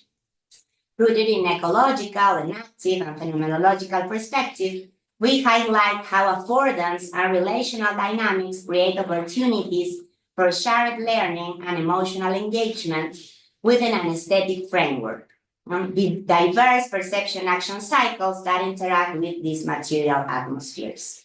The friction harp exemplifies how environment can cultivate this multisensorial and creative experience that reshape individual and collective perceptions of shared space and collective sensitivity, promoted learning and relearning. And when we are talking about aesthetics in this more sensual realm, where it's a body that it's feeling, that it's being affected, that has a lot of senses and perceptions, at least 8 or 9, if we consider it proprioception, kinesthesia, interoception, and working with that idea, that of course, that as we are coming from an enactive point of view, all these senses and perceptions are affective charge. Proprioception is very important in this research because it's this movement that is affective latent, of course, but it's the way that you recognize your own body in the space, and you can have a lot of movement possibilities depending on your coupling history. Well, the friction harp is an interactive device designed to explore the sound and movement. It comprises piano harps stripped of their lids and modified to stretch multiple strings, nylon threads with resin across a performative space. By interacting with the unconventional sounds that stimulate innovative interactions among those experiencing the atmosphere, these vibratory interactions foster new imaginaries and possibilities for individual and collective sensing and acting, establishing the friction harp as an aesthetic learning space for sensory, creative, and performative events. Ultimately, the friction harp facilitates aesthetic and sensitive learning by inviting participants to explore embodied gestures, intuitive multisensory connections, and this creative self-organization, or as we call it, this intercorporeal poiesis in a shared environment. So this is a little bit the idea. We have all these strings, we deconstruct the pianos, we put all the things outside, and we play with every element of our body. Some key aspects of this device include performative interactions, improvisational performance that began with a guided demonstration and evolved into collective acts involving solos, duets, group dynamics, and this process creates a shared atmosphere blending sound, movement, and space in this aesthetic habitat. Also, we work with this experience in the haptic aesthetic realm. The friction art breaks conventional sensory patterns, enabling participants to engage in an intentional, this is very important, creative gestures beyond verbal communication. We believe that is a non-hierarchical design because we are trying to emphasize this balance between sound, movement, and space, and trying that the device transcends its identity as a sonic artwork. Instead, it serves as a platform for collective, multi-sensory expression, fostering this community feeling. I'm going to put a small video so you can see how this space, its affective atmosphere, this aesthetic atmospheres works. We have 3 pianos, 3 deconstructed pianos, and we create all these like big space, this big feeling space.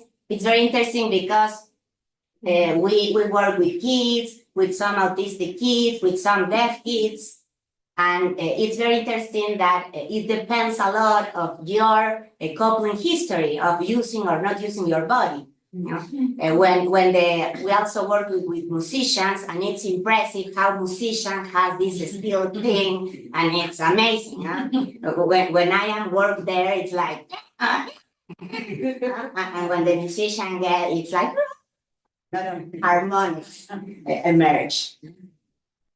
So some perceptual experiences that integrates auditory and tactile qualities. The thing is trying to understand the sonoric atmosphere, the music atmospheres that are not just auditory.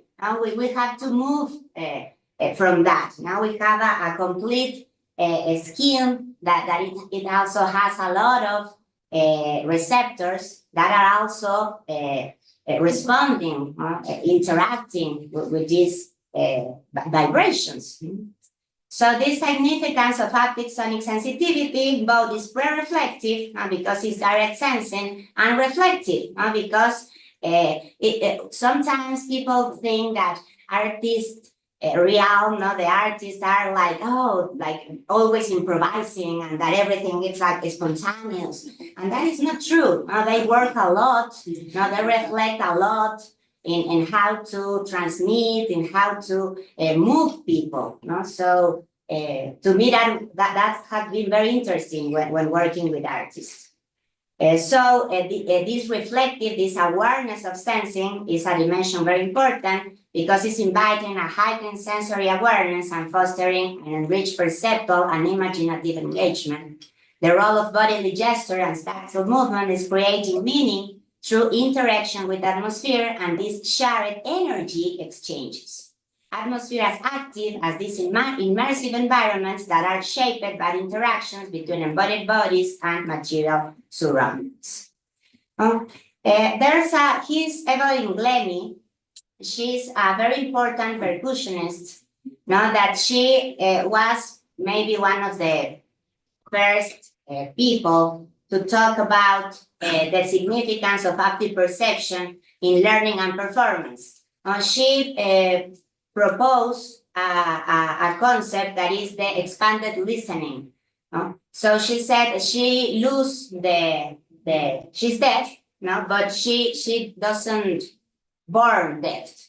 She acquired about the 7-8 years. So she has a previous auditory coupling history with music, with sounds, and she developed a very interesting tactile cartography about vibrations. So I don't know, she says for example, here she feels some kind of sounds, and in the legs another kind of sounds. So she has a very important haptic sonoric sense that has been skilled and etc. Technologies like atmosphere and resonance spot, which use vibrations, sounds, and light, also are trying to create this immersive and therapeutic experience that trains sensory coordination and relieves stress. For example, it's about bodily gestures that leave this whole in parallel to this haptic sonority as a communicating axis between the participants.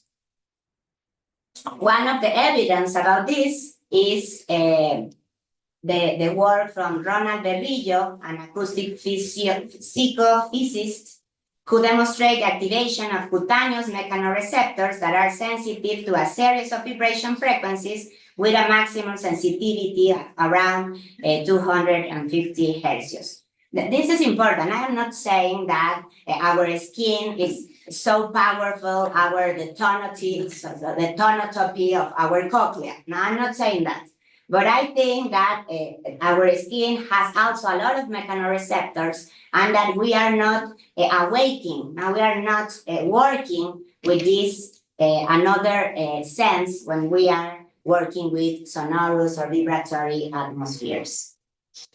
So this artistic experience, we are, one of the marvelous things about talking about atmospheres is that we can talk about this togetherness, this collective thing. So I think artistic experience as co-presence, following Arnold Berland, who says that the artistic experience as a perceptual experience and sensible engagement in which the whole body maintains an active presence that is developed, guided, and focused through skilled awareness, allowing meanings to be experienced rather than cognized. Presence is linked to the capacity of being moved or touched by others. Philip Sarilli talks about presence grounded in interaction between performers and the audience, those pointing to an experience of co-presence as a state of intentional consciousness in which agents intentionally seek an optimal grasp of each moment, encompassing the energy, space, and context of the situation.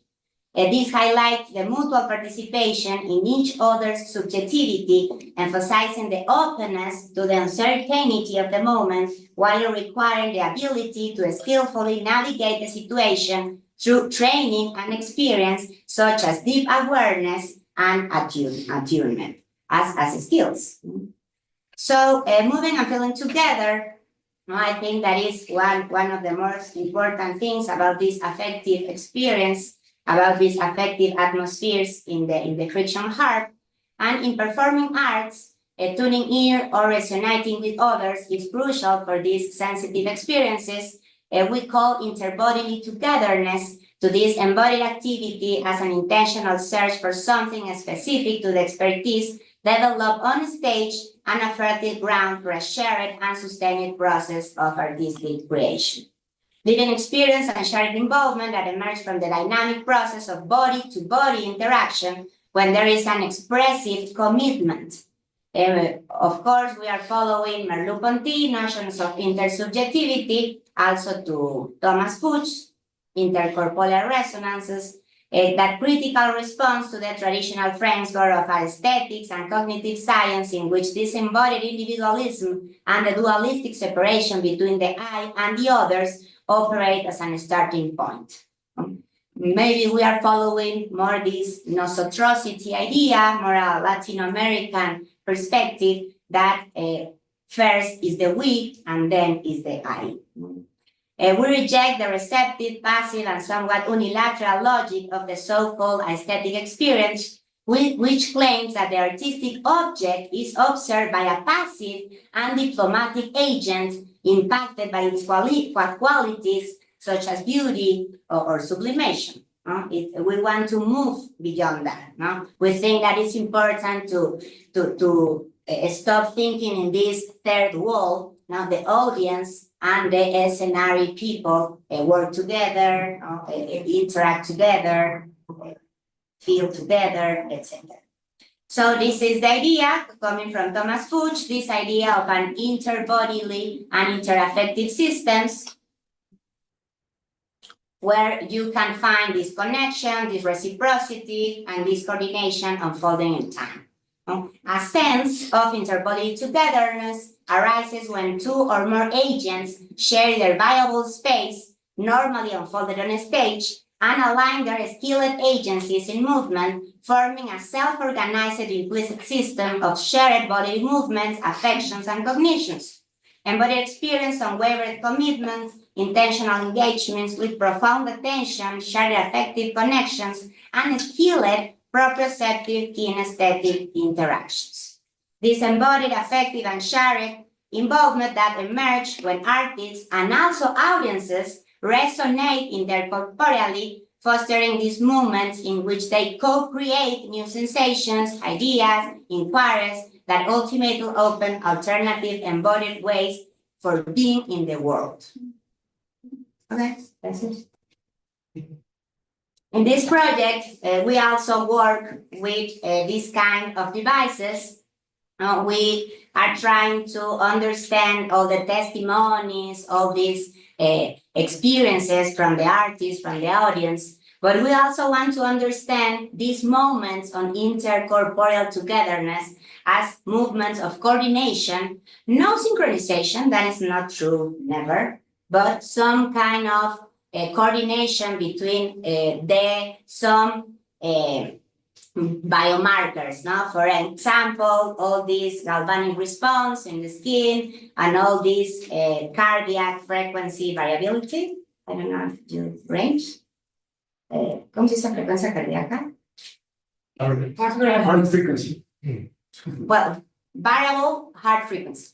Now, that are proxies from the affective response. Because we want to find this moment when we find this coordination between the bodies, and if it's true that all this autonomous nervous system that is very close to our affective and emotional responses, it's really coordinated one body to the other.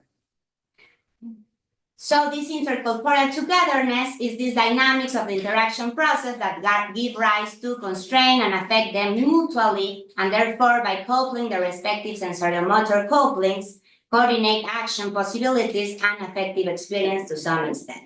The potential for sharing personal experiences, therefore, in the interaction process itself, thanks to this reciprocal affection. And they are moving together as a form of shared affectivity. So here we can see some of the things that we are measuring. Now we have all these, we also have an accelerometry, now to trying to look at the posture, all the proprioceptive and kinesthetic possibilities of action, and of course the skin, the haptics. So we think we can have an ecological and interaffective impact because, of course, that this is very important in the art realm and all these discussions, trying to have a different position about aesthetics and all that stuff. But also we think that this device or this kind of affective, of building, of constructing this kind of affective atmospheres that promote intercorporeal moments, promotes an ecological, an imaginative, and interaffective engagement with the world, advocating for the creation of meaningful, sustainable connections that I don't know what you think about it, but I think in this world full of wars, I think it's a very important thing, trying to understand how we connect each other, how can be more close, how can have a shared subjective experiences, etc. By disrupting daily routines and hegemonic representations, it opens the possibilities for new worlds and maybe some different modes of coexistence. So this is a little bit like the metaphoric thing, trying to understand. We cannot, I think always our schemes are an individual person. So I think we have to start with the we. First of all, we are mammals, we are tree shells. We need our caregiver for a lot of time. So trying to model this kind of activities, taking into consideration all these perceptual action cycles for all these affectivities to all these emotions and all these action possibilities, always in a context, in a cultural context, in a physical territory, in in a polluted atmosphere, etc. So I think we can promote a kind of transformative learning experiences where intercorporeal and interaffective aesthetic experiences that are expressive, that are sensible and artistic, which are capable of transforming our modes of interaction with the world and others, we can create these transformative learning experiences by fostering a reciprocal interaction between the body, the object, and the space, emphasizing embodied learning principles and challenging conventional approaches to education. I think we are working with this embodied and reflective learning, inspired by FFyl cognition, learning, emphasizing this body-mind space interaction, and encouraging free experimentation, working more with imagination, with creativity, with subjectivity, and exploration over passive reception, fostering perceptual, emotional, and creative expression, and a kind of subjectivity cultivation, trying to understand this experience as trying to become skilled. Okay. I'm finished. Thank you. And well, this friction art, we think that this friction art can serve as a pedagogical space for democratizing sensory and aesthetic experiences, dissolving all these rigid roles, not very vertical, not the teacher, student, etc. And it invites participants to engage in these multisensorial intercorporeal interactions, fostering collective learning, dialogue, and a non-verbal dialogue, and of course reflection, because as I already said, now we are working with this complete experiential learning cycle. Now when you need this reflection moment. It questions sedentary, hierarchical learning systems, promoting active and situated engagement, and it follows a little bit this critical and social pedagogy guided by Paulo Freire pedagogy, how the art facilitates this co-creation of knowledge, emphasizing agency, collaboration, and problem solving. It connects learning to social issues, addressing individualism, bodily insensitive, and lack of affective agency. So it's very interesting because all the people that we have been working in this art, afterwards, now we have been going to their classrooms, and it's very interesting how it changed. Now it changed the relationship between the teacher and the students. We have been seeing things like this, hugs and kisses, and it's, oh my God, this is amazing. It works. Well, final ideas. We think that the friction art exemplifies how aesthetic and embodied pedagogies can create significant learning experiences, inspiring critical thinking, social agency, and imaginative transformation. By engaging with this multisensorial and haptic awareness, it nurtures deeper connections with oneself, others, and the environment, paving the way for collective and intercorporeal innovative educational approaches. Furthermore, it fosters reflexive engagement with one's own body, cultivating an embodied and reflective multisensorial consciousness. And that's all. Thank you very much.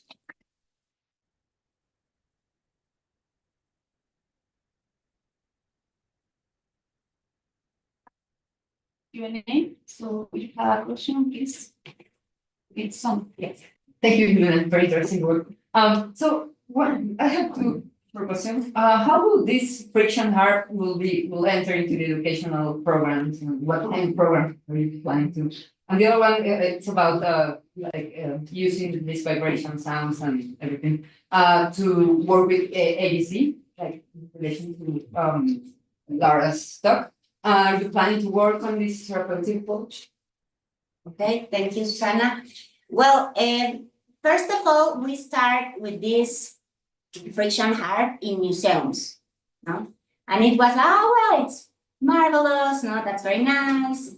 No, but suddenly we think, why can move this museum thing now to a school, to a university?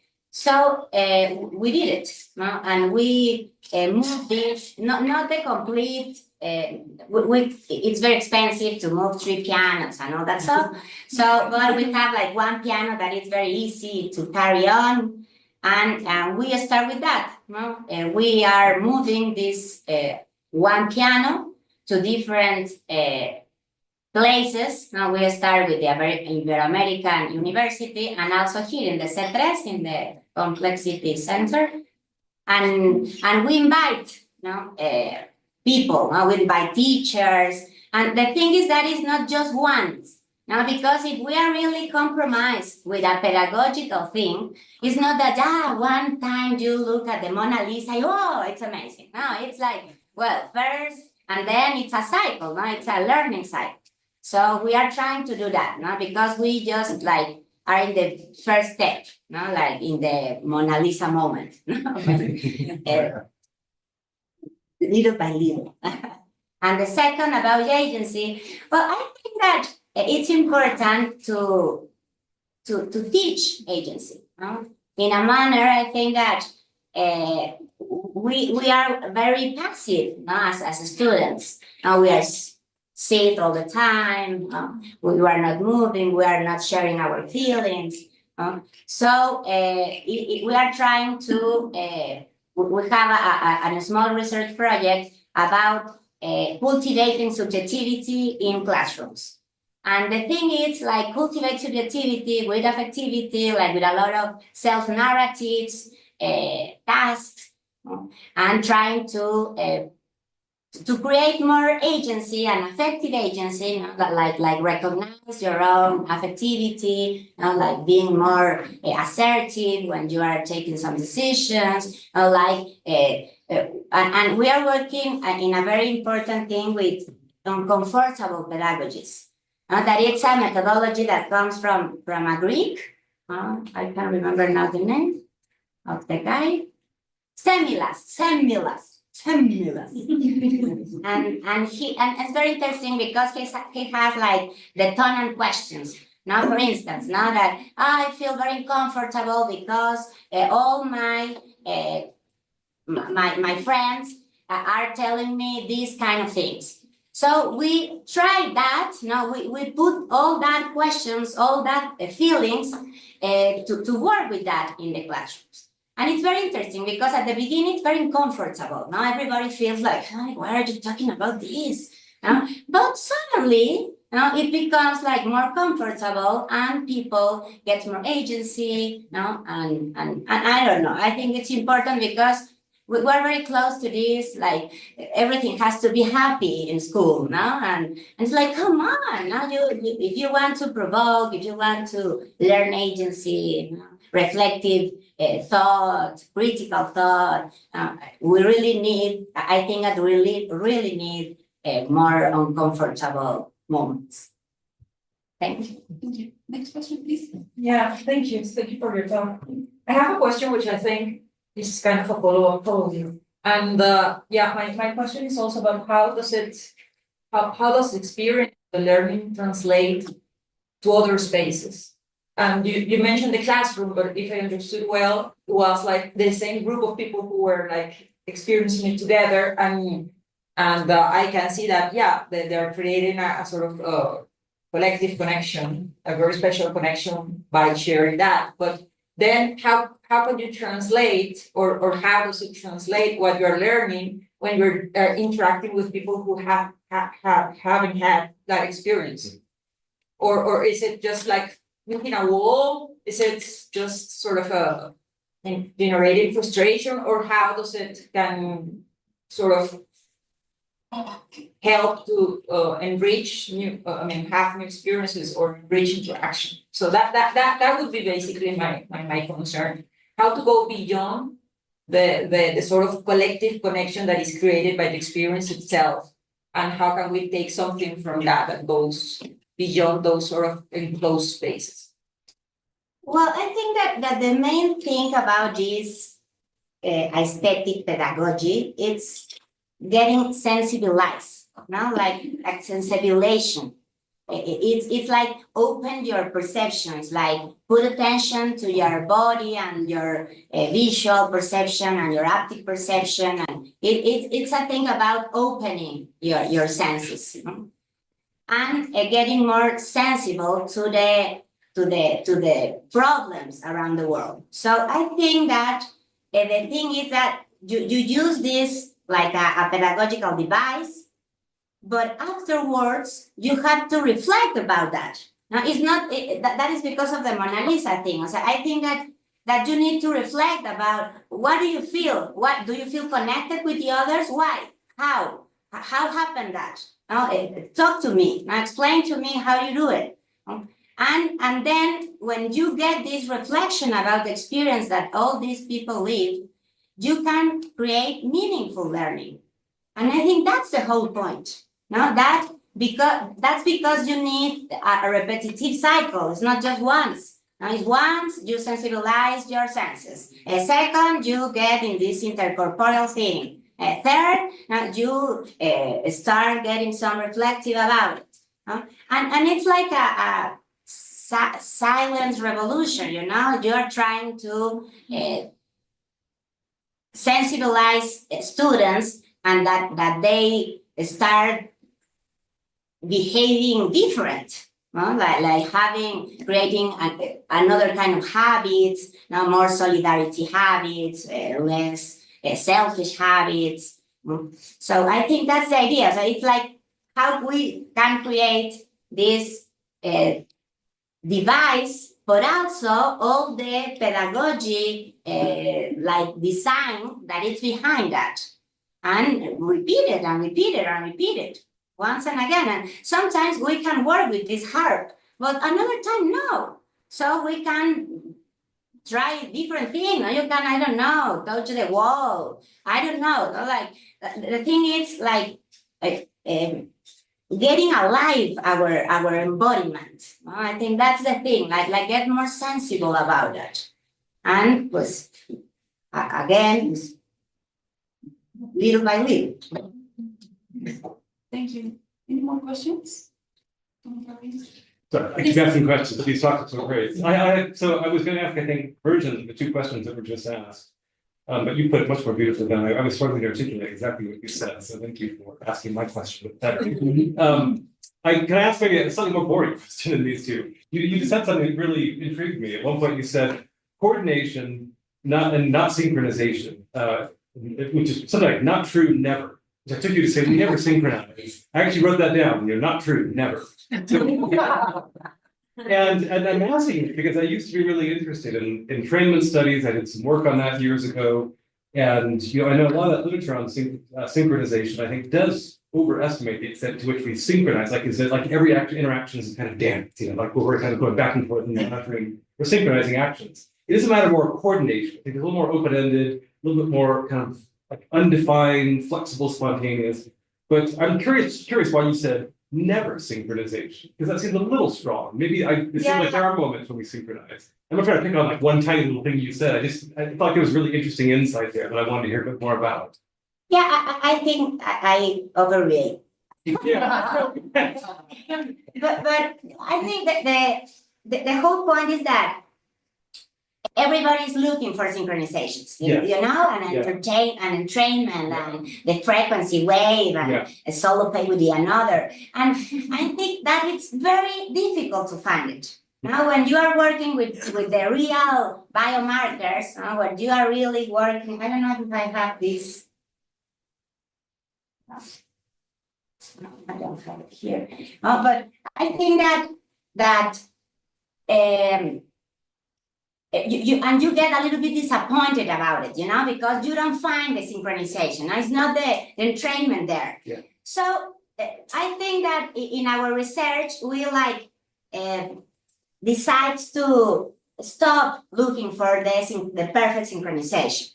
So and we are looking for some kind of coordination, different coordinations. Now sometimes are more closer, sometimes are not so close. Sometimes you can see the wave that's very close to the other one, but that is not synchronization. And I think that because of the things you said, we are open-ended living beings. Now when we're interacting, we are not this.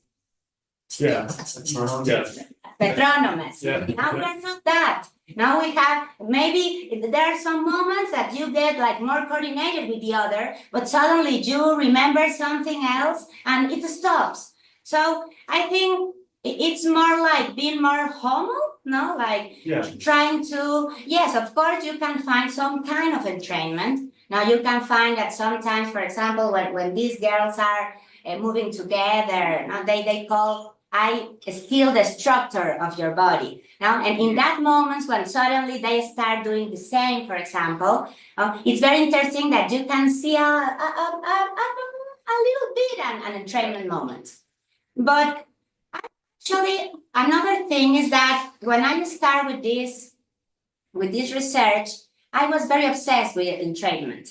Now, so I was like, yes, it's an emergent thing. And suddenly, spontaneously, it's going to be there. Oh, there it is. And when you talk with the artists, it's very intentional. No, they are trying to do that. Now, it's not that suddenly emerge. No, that's not true. Now, everything is very intentional. Now, I think that's interesting because it's more like an intentional entrainment. Now, you want to coordinate with the other. It's a little bit the question of her. Now, we are trying to learn, to teach, that you want to connect with the other, that you feel that you feel important to connect with the other body. So, and you're never going to be really synchronized. Now that's the point. Now we are not metronomous. Our heart is very chaotic. No, so no, I think we are get used to this uniform thing, a regular thing, and nothing is like that in our living system. So, but I suppose sometimes you can find some synchronization. No, but I take your point. I think you're that's very insightful. You just said, I think I agree with all that. So yeah, so I had a sense you had an interesting insight. Thank you for elaborating. Thanks. Thank you. Thank you. We have 2 more questions and 2 minutes, so please, please. Go ahead. Voy a preguntarte en español porque resulta muy sensible.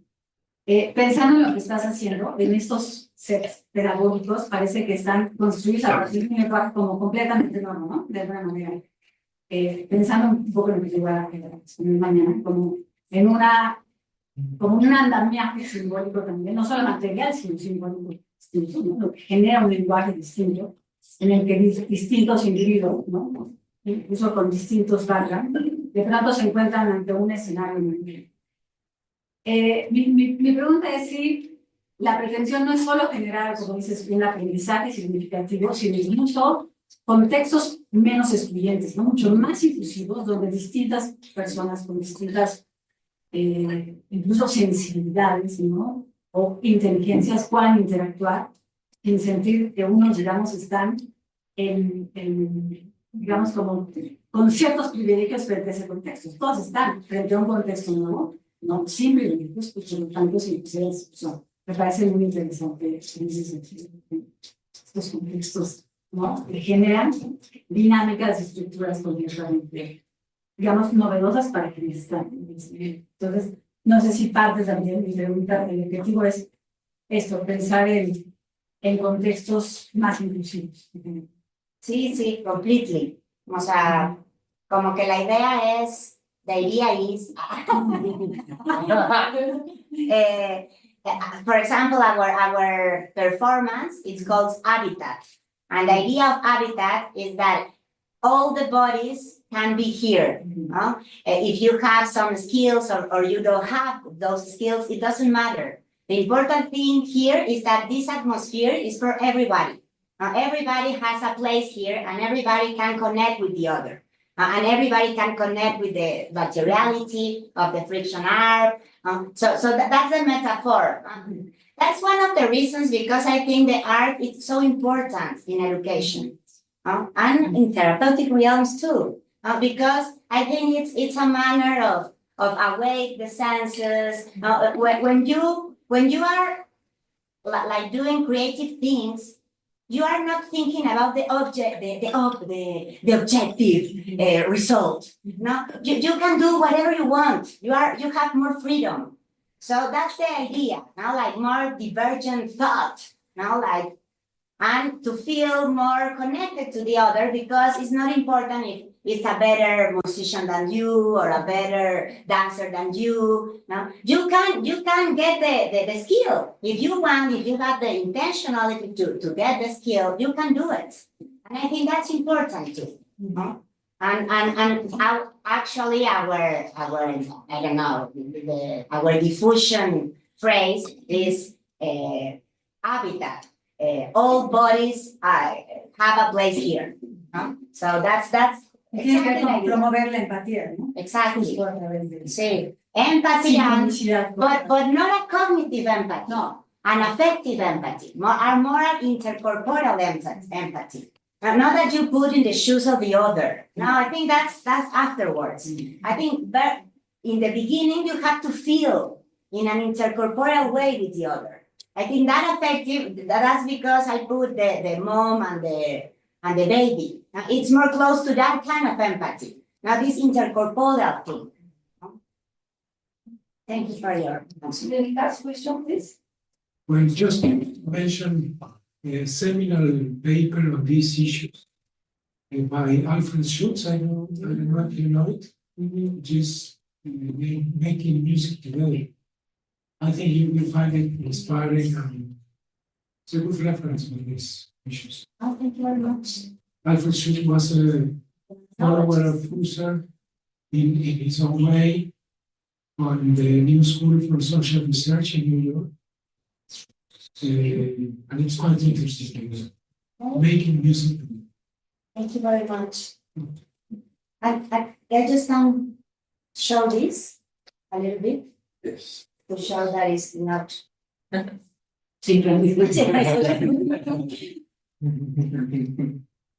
the.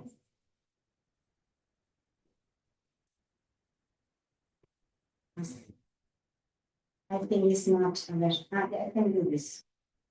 It's very good.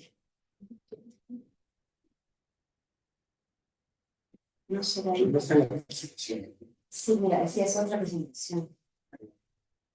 ¿Quieres tomar una foto para que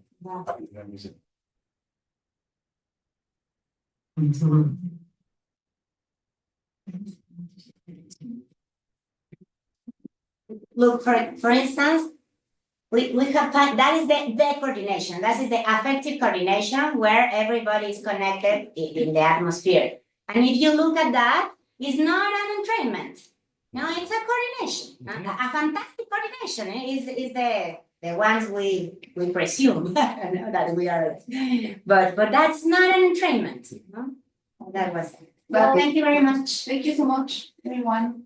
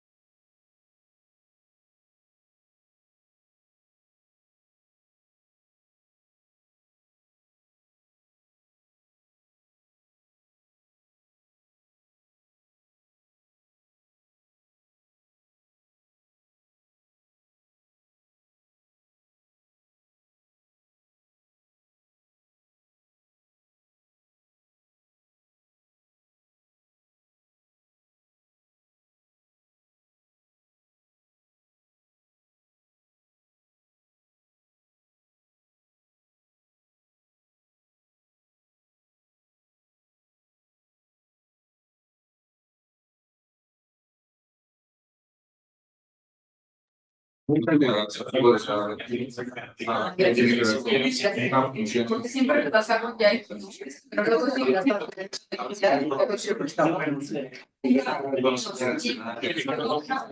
exacto, exacto. Sí, yo realmente bueno,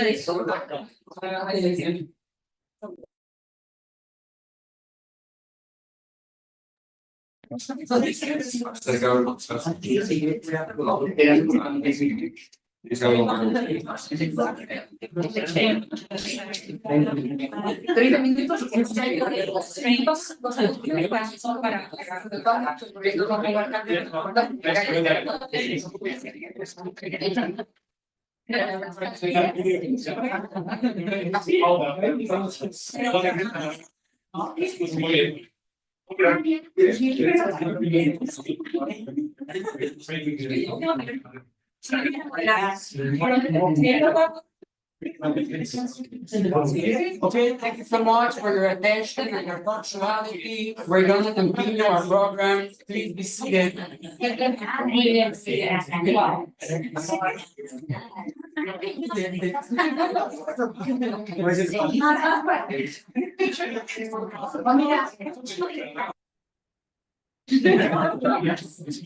Please find your seats and we're going to continue. Thank you for your attention and your punctuality. We're going to continue with the second block of our day. It's going to be, first and foremost, Susana Ramírez-Vizcaya, who is a postdoctoral fellow at the Institute of Philosophical Research of the National Autonomous University of Mexico, UNAM. She obtained a PhD in Philosophy of Cognitive Science from UNAM and a master's degree in Cognitive Science from the Autonomous University of the State of Morelos.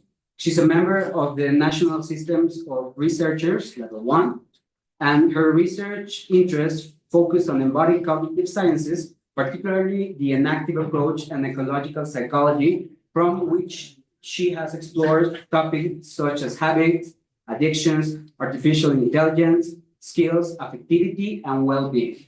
Well, thank you. Thank you for being here. I'm so happy to present this. This is a very exploratory work, so I'm just starting to research some, rehearse some ideas regarding how can we introduce the notion of atmospheres to the enactive approach. So, and the best thing that I thought about it was through the notion of self-individuation. So I'm going to that.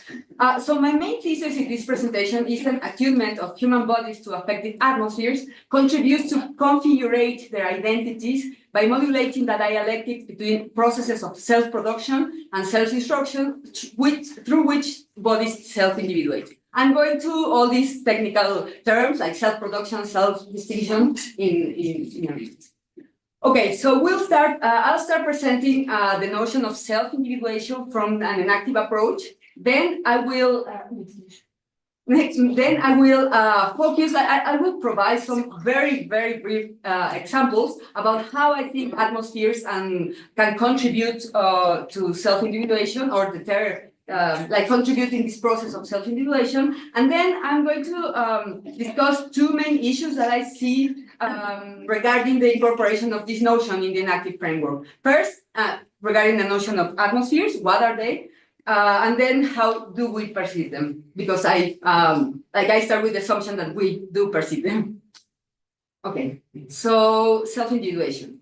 First, this is a very, very crash course of like one slide of an active approach. So from an active approach, all living bodies are autonomous. And what do we mean by that? That we as bodies, all living beings, actively constitute ourselves as concrete individuals distinct from our environment. That is like the very, I'm not using very technical terms. I'm just trying to convey the ideas. So this is what we mean by self-individuating. Then these autonomous systems that living beings are have a recursive organization. That means that each of its constituent processes enables and is enabled by at least some other constituent processes, generating a network of mutually enabling relations. As the one that this network that you see to the right, that will be like a self-individuating autonomous systems. All the processes that constitute these systems are enabled or enable one other processes there. But it's important that you see that there are other gray dots over there. So saying that we self-individuate and that we are autonomous does not mean by any means that we are isolated and we do not interact and we do not need the environment. So that is called operational closure in active language. So, and also it's very important that each of the processes that constitutes ourselves as living beings in different levels, as Melina was telling, depends on the operation of the whole network. So if one of those black processes is left alone, like it disintegrates and we need that, like every process needs other processes and all the processes together need each constitutive process, and each constitutive process needs the whole organization to work. So their being is their doing. It's a continuous, they have to be operating all the time so that they can persist. So, thank you. So, okay. So it's important, the thing that I'm going to focus here is on the idea that bodies self-individuate through and from a world. So through a world because we need to be open to transaction with our environments to self-produce, to keep this network going, right? We need materials, we need relationships with others to produce ourselves as individuals. But also we need to distinguish ourselves from the environment to avoid our dissolution. Even a cell has to do these things, self-produce through metabolic process and also self-distinguish through this membrane, semi-permeable membrane to not dissolute into the biochemical surroundings. Okay. So one thing that has been stressed is that this process of self-individuation involves a tension between processes of this self-production and self-distinction and different dimensions of embodiment. I will show you. Okay, so we need matter and energy, as I told you, from the environment to sustain the metabolic processes, for example, that constitutes us as organic bodies to self-produce. However, like the total, like the ideal condition to self-production will be like total openness, in which like they're fully available matter and energy so that all the metabolic processes can work correctly, but that will involve a dissolution. Like this ideal condition for self-production will be terrible for self-distinction because like our self-constituted identity will dissolve, right? And on the other hand, like the ideal condition for self-distinction is like we are shielded from external influences and we completely close ourselves and don't be able to any potential danger of disintegration. But we wouldn't have matter and energy available. So we also be dead. Like in both extremes will imply our organic death. So according to the active approach, living bodies overcome this tension by being adaptive. That is, being able to regulate themselves and their interaction with the environment, remaining open to exchanges that contribute to the self-production, but also close to those that endanger their self-distinction. We have to be selectively open. Through the process of self-individuation, then living bodies, and another idea.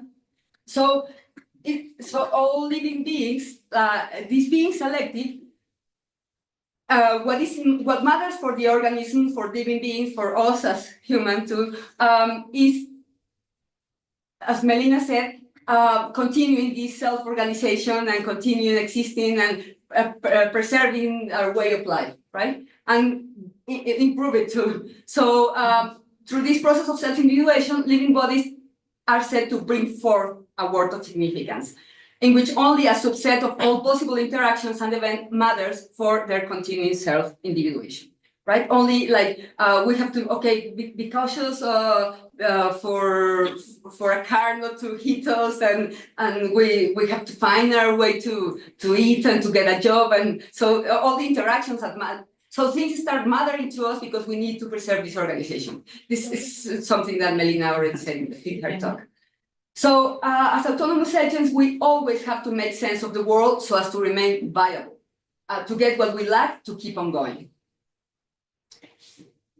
So this is a process of sense making. We make sense of the world according to the norms that belong to our organization. We want to preserve this organization. So sense making as viable embodied action is intentionality understood broadly to mean the constitution or disclosure of the world. So this sense making is not just like a contemplative attitude.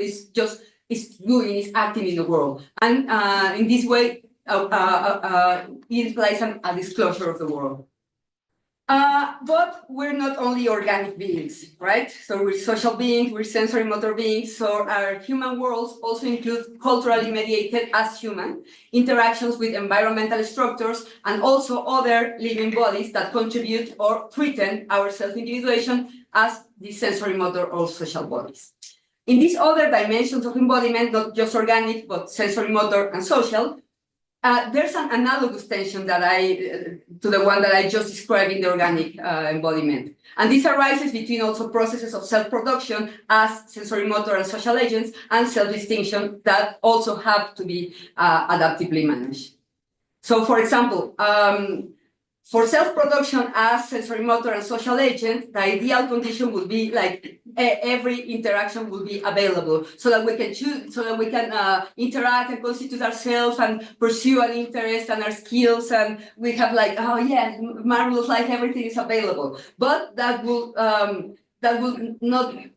In this way, we wouldn't be able to develop habits and a stable personality. Maybe if everything is just available all the time and there's no distinction, just openness, like complete openness, right? So, but for total closure, the ideal condition would be, again, be shielded from external influences, but that will imply isolation and rigidity. Like we will keep doing the same and the same and the same and the same, and our habits will be like very rigid and we couldn't change them because we wouldn't be open to the environment. So overcoming this tension, like this tension that comes in the organic, sensory motor, and social domains is an ongoing achievement. We're doing that all the time. Like I don't want to talk to anybody, I don't want to answer the phone, but today I want to speak with Melina, and then like we're in tension all the time regarding how open or how close we are to our social interactions, to elements in the environment. And this ongoing achievement requires adaptive regulation of our engagement with the world, so that we should be selectively open just to those interactions that contribute to the continuation of our preferred way of life. So maybe my preferred way of life is being academic. So I'm going to be close to, like, for example, if my friends call me when I have to give this presentation, I might just not answer the phone and say, okay, I don't want to go out with you because I need to finish this presentation. But so we are always like, we have very rich regional identities, like as a mother, as a well, not a mother, but as a mother of dogs, as a wife, as a academic, I don't know, like a musician, for example. So we have to trade between these different regional identities and be open, selectively open to the way of life that we want to continue. Okay, but are we always in control of this selective openness? No, of course no. So I think that by stressing that role of action and involvement in the world, the enactive approach tends to underappreciate the pathic dimension of embodiment, that is our being affected by the world. So it's always like we're agents, it's super important, but we're also affected by our world, and we're trading like being agents and being affected all the time. And I think this contributes to modulate our processes of self-individuation.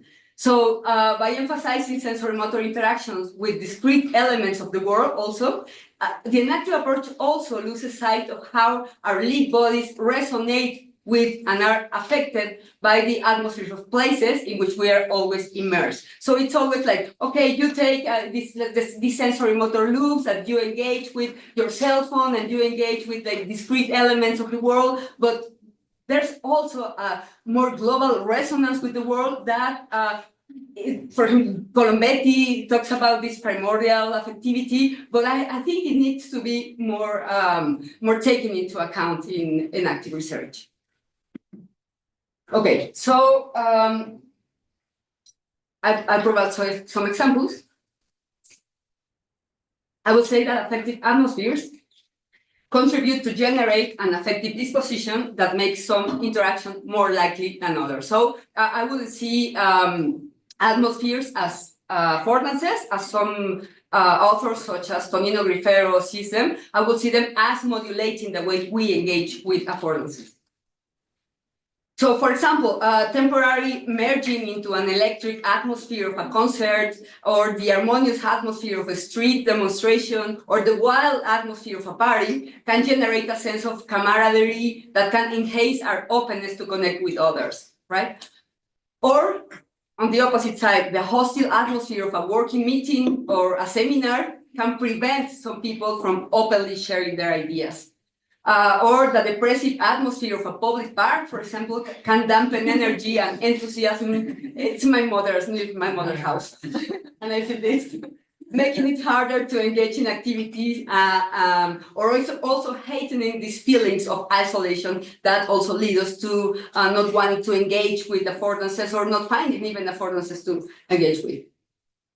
On the another possibility is, for example, the frenzy atmospheres of a massive political rally can make people immerse into the exacerbated feeling of national identity and lose themselves in participation. So it's a lot of self-production in this national identity, but very few self-distinction, and you lose yourself also in this national identity. Or the effervescent and intimate atmospheres of a college fraternity can draw members into deep connections with one another, merging themselves into a collective identity. That's what, these are some examples of what I have in mind when I say that atmospheres modulate our self-individuation processes and the tension between self-production and self-distinction. So, how do we incorporate the notion of atmospheres in this enactive framework? Well, I go through two main issues. Well, what are atmospheres? Ximena already talked a bit about this, but so I'll take also Böhme idea of atmospheres.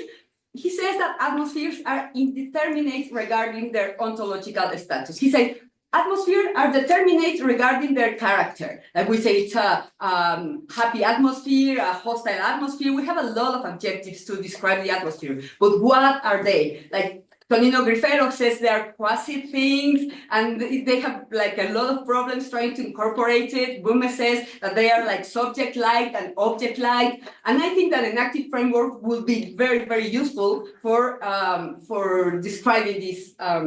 What our atmospheres are. So Böhme says we are not sure whether we should attribute them to the objects or environment from which they proceed, or to the subjects who experience them. So they have we've been discussing in our seminar on atmospheres these problems with the notion. And Böhme, I think it's very important to liberate atmospheres from the subjective-objective dichotomy, which the enactive approach also will agree with that. So for Böhme, it's important to conceive the subject as a lived body. So this is also what the enactive approach does. And the qualities of objects that articulate the atmosphere as ecstasies. And I think this is one thing that we can take to the enactive approach. So what does he mean by these ecstasies?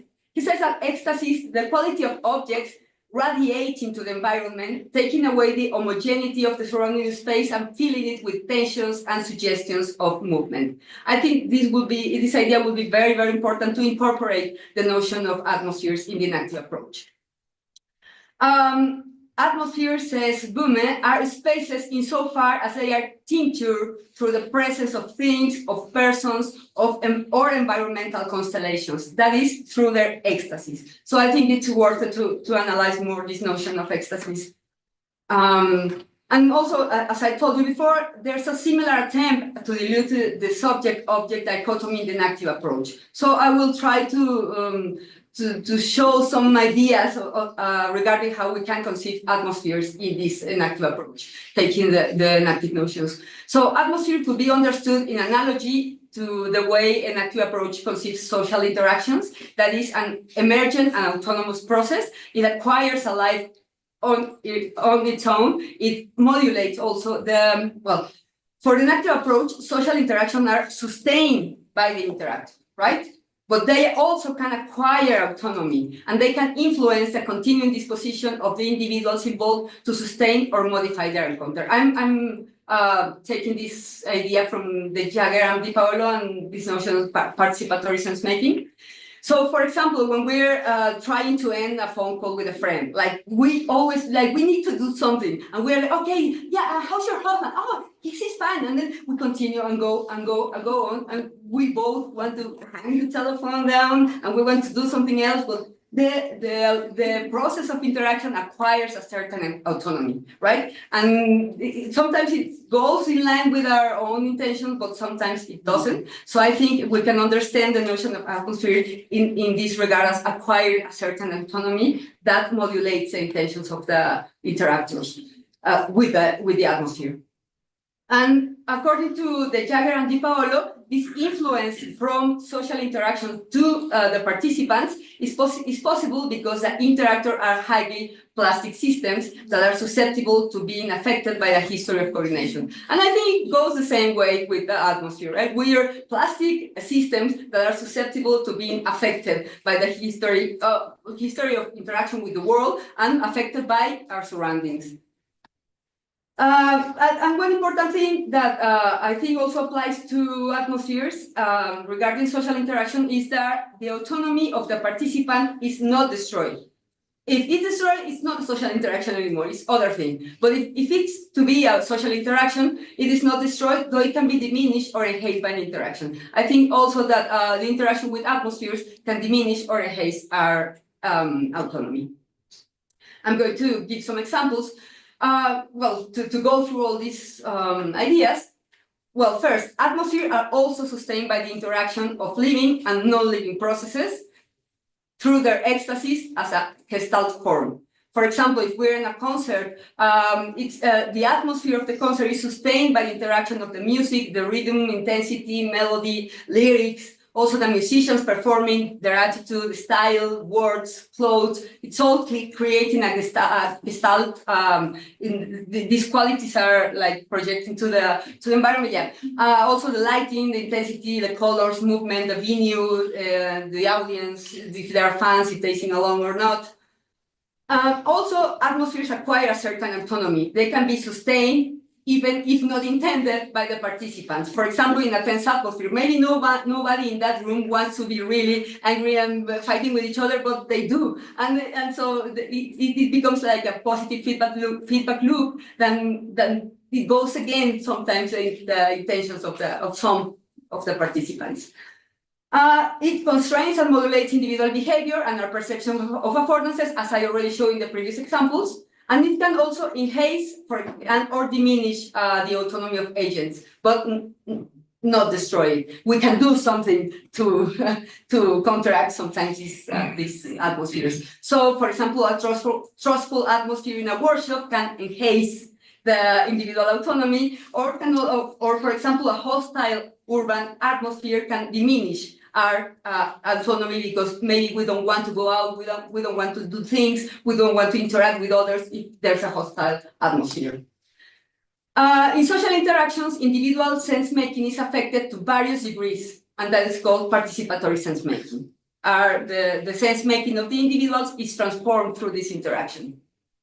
And according to, I'm going back to the Jagger and Di Paolo, and so we have a degree of participation in the social interaction. Like if individuals don't participate much, sense-making remains largely individual, which is modulated by the integration. But if we have a lot of participation on the other side, sense-making becomes a joint process, that we do things together and we interact and we make sense together of the world. I think it can be a similar point can be made regarding atmosphere. So, for example, if there are less participation of the people that enters into an atmosphere, like you enter into someone enters this room, for example. So what one can recognize a friendly atmosphere, but maybe not resonate with it because like he's angry and he doesn't want to really participate in this atmosphere. And also one can be habituated and not to the atmosphere of a place. For example, if you live all your life in Mexico City or here's Amsterdam, one can be habituated and not notice it anymore. But if a tourist comes, she will notice this atmosphere. Bume writes something about this, how atmospheres sometimes are more perceived by tourists than by locals. And also one's mood can be attuned to an atmosphere. So maybe I'm happy, I'm just enter a happy place and I just don't feel it. I'm resonated with it, but I already enter it, so I don't notice the atmosphere, but I'm participating because I'm already in the mood. And also like you have a lot of participation and one can be really overwhelmed and our emotional state can be really reoriented. Like we go into a funeral, for example, or enter in a grumpy place, I don't know, and you can, your own state of mind, your own mood can change. So I think we can also talk about different degrees of participation regarding our interaction with the atmosphere. And finally, well, how do we perceive atmospheres? According to Boomer, an atmosphere is absorbed bodily. It enters a bodily economy of tension and expansion. One allows it to permeate the self. He says, what is perceived is an indeterminate spatiality, extended quality of feeling. So should we incorporate another broader notion of perception in an active approach? That's one thing that I've been asking the whole semester, but I said probably not. We just need to make it more embodied.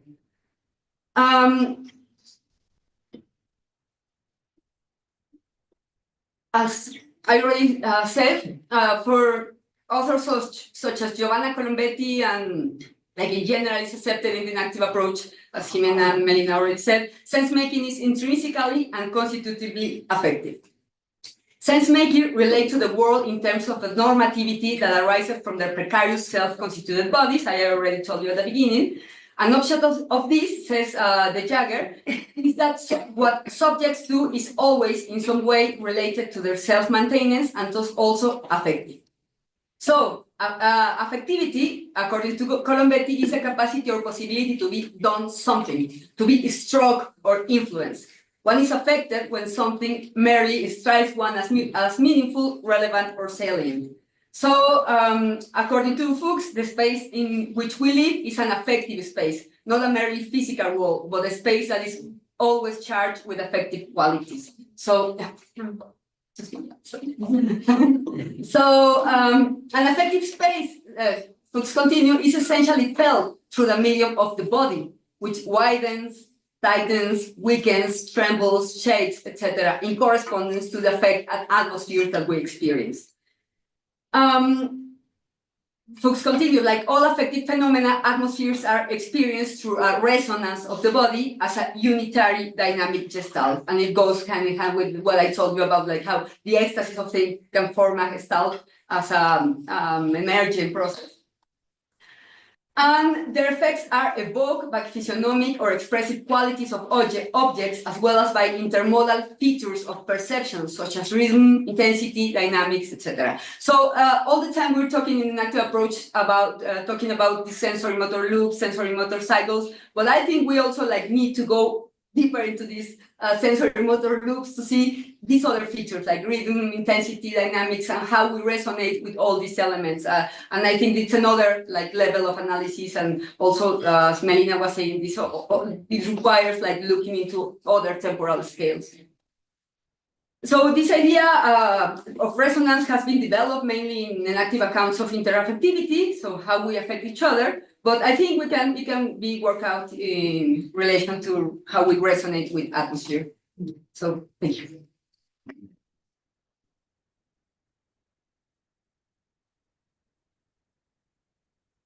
Oh, we have more than enough time for Q&A.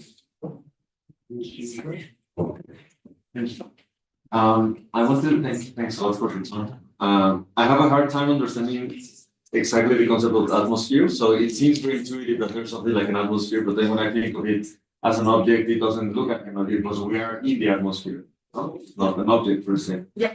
So that's the problem. Yeah. So I wanted to make more sense of the atmosphere. What are the health properties that an atmosphere can have, and if it has at least time and space, or what are the more precise, does it have a space? Does it have, because you said something like unlimited space. Yeah. That seems a bit contradictory, no? Yeah. But I want to understand better what size it has, if it lasts for a certain period of time, like what kind of, basically the question is, which are the kind of properties that the atmosphere has, so it is not an object, but it has something that we can say about it, or we can get it wrong, no? Yeah. We can enter an atmosphere and say like, oh, that was very friendly. Like, no, that wasn't friendly. That was dangerous. Like, I didn't know.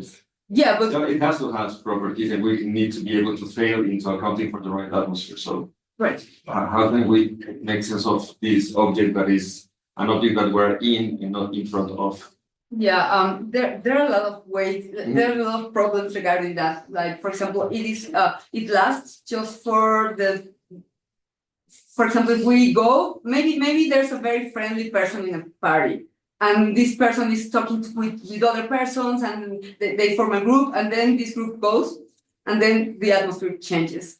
So it lasted, like the friendly atmosphere or the ecstatic atmosphere lasted just for the time that this group is over there. Like they contribute to the gestalt form of the atmosphere. So it radiates to like it's enclosing. It encloses us, but it doesn't have like very, very clear borders. But if you go out of the party, you may still resonate yourself, like your mood can be in a good mood, but you don't take the atmosphere with you. You might join other groups and you can create another atmosphere, but it has like these fluid borders, but it somehow encloses also in the space because it's in the space where the gestalt is forming. A gestalt of colors, lights, or it's different if people turn the light on or put it down, if they change the intensity of the music, or if they change the music. So it's like a form in this like Gestalt psychology that you can change one element and it changes completely, but you can change all of them, and if there are other elements that can take its place, it can be conserved. So can we measure them somehow? Yeah, there are a lot of ethnographic work mainly. Like the main tool for measuring it or for studying it is through ethnographic work. Thank you, Susana. Very interesting. I wonder. I mean, we've discussed this a little bit, but I'm wondering about if you have thought about mixing atmospheres with behavioral settings, because it kind of seems to me that behavioral settings could give you this measurable part or this more affordances perception part that you could measure, and atmospheres could be the more subjective part of behavioral settings. Like, I wonder if behavioral settings could have different atmospheres. I guess yes. So how would you differentiate? Thank you. Behavioral settings from atmospheres. That's one question. And the other is, how would you, like in this self-production, self-distinction, and I'm gonna go with the question Esteban made to me. So do you think there are atmospheres for all species? Like, can we take atmospheres all the way down into phylogeny or not? This is more to philosophy. Thank you. Yeah. I was thinking about behavior settings too when I was like thinking about atmospheres, and I think that the behavior settings can like somehow constrain the range of general activities that can be performed in a place. There are some things that we're not supposed to do and things we're supposed to do, like behavior settings. In these behavior settings, I'm not supposed to go into the table and dance, for example. But I think with atmosphere modulate is the way that we engage with these possibilities. That there are some constraints and can also help to break some constraints or create new constraints on behavioral settings. Yeah. So I think it would be very useful to mix those. Yeah, and I think a behavior setting can have different atmospheres. Yeah. And also I think that behavior settings can contribute to create an atmosphere. That they might have an atmosphere on their own, like maybe it's not a very festive atmosphere in a funeral place, like when you take, no. some families might, but I think it's not like part of the behavior set. So it irradiates a certain atmosphere too. I think both constrain can constrain. Yeah, but they constrain it a lot, yeah. And the other one, I didn't have time, but I came up with a paper regarding atmospheres on non-human animals. Wolves, like how wolves perceive atmospheres. So I have to look into it. I don't know if bacteria, I don't know, like I cannot tell you, but I don't know how this resonance would be. But there are like intensities too, and there are like rhythms. So I'm sorry. Pressure, light, yeah. So I don't know how big for them to perceive, but I think like some many animals could perceive. Like for example, if there's like a threat in the air, like some signs of a predator there, and which may not be like just one footprint, for example. Maybe it's not a footprint. Maybe it's something else that they perceive that it's a sign that there's a predator close by. So. Or playful atmosphere in animals. Playful. Yeah. Hi. I have a question about, and if you can be more deep in this idea of, I don't know, I was thinking about a pregnant woman and the embryo or fetus, and or in the breastfeeding moment between a mother and an infant. So in that kind of situations, what do you think about this self-individuation? How that happens? I think that it's not so self-individuated. So yeah, I just want to know what you think about it, if you can go deep in that. Yeah, thank you. Yeah, it's very interesting case. I think it's a process of like growing development is a process of self-individuation, and you start like for example at the beginning it's like the baby is taking all the milk from the mother and needs the mother, but somehow it's like liberating herself or himself from that, like maybe crying not to be very close by but being close by. So I think as the baby is growing, it's self-individuating like bit by bit and needing self-production and needing self-distinction. And well, you go to adolescence and you want to self-distinguish, right? So it's like maybe at the beginning is more self-production and less self-distinction, but then I think it starts like a being like more autonomous being, and starts self-individuating and self-distinguishing more, but also needing these other things like,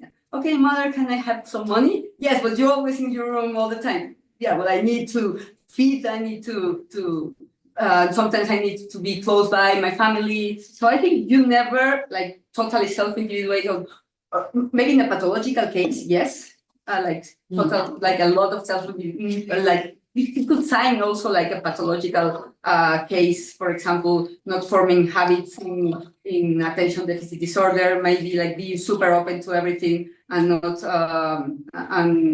not like stay in a like constant regional identity, for example, or in the other case like super self-isolate and not become rigid in your habits.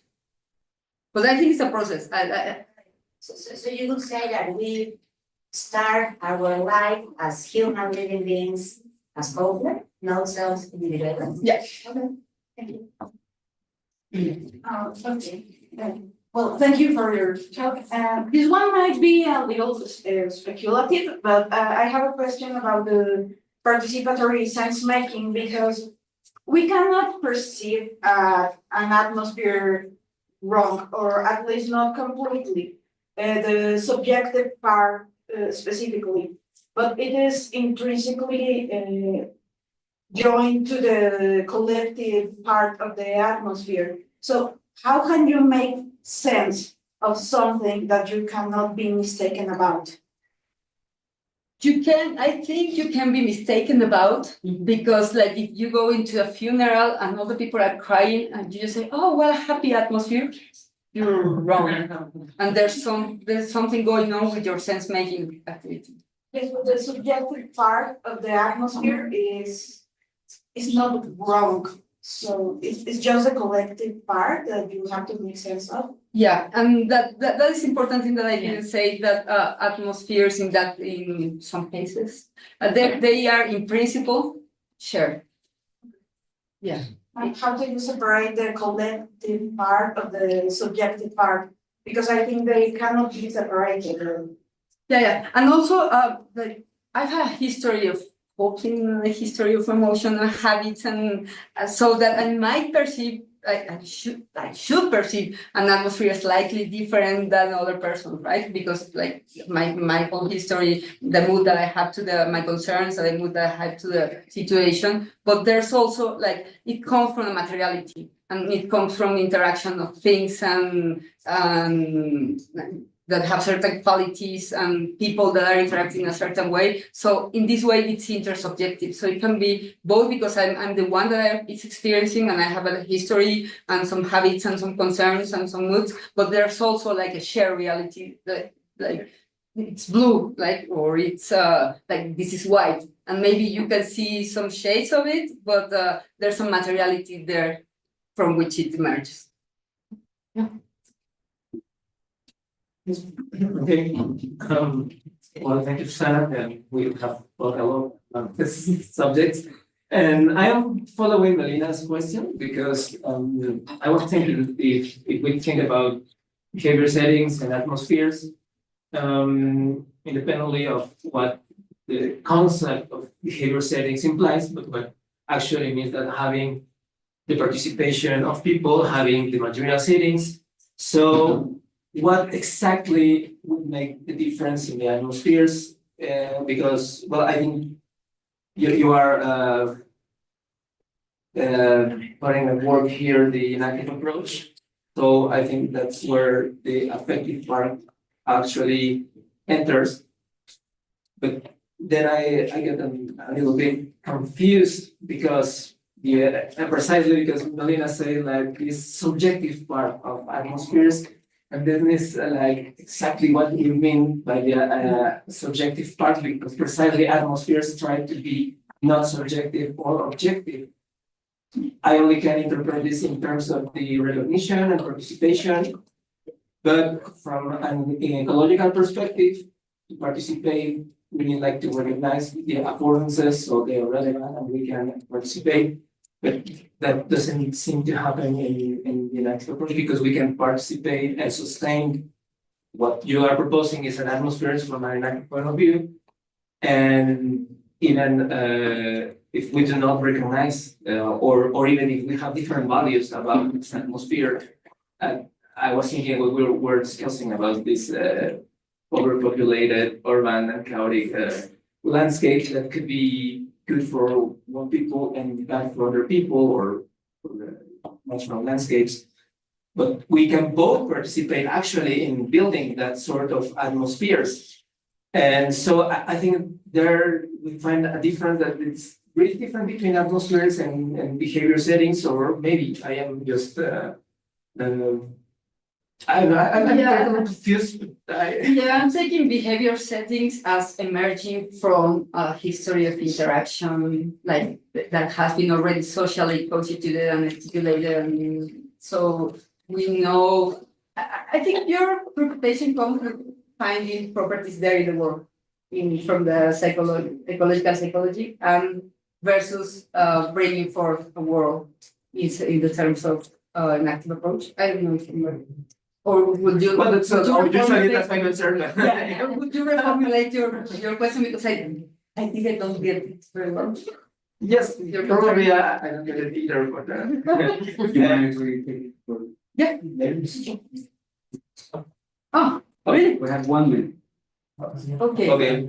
But we'll talk about that later. Okay. Want to go on?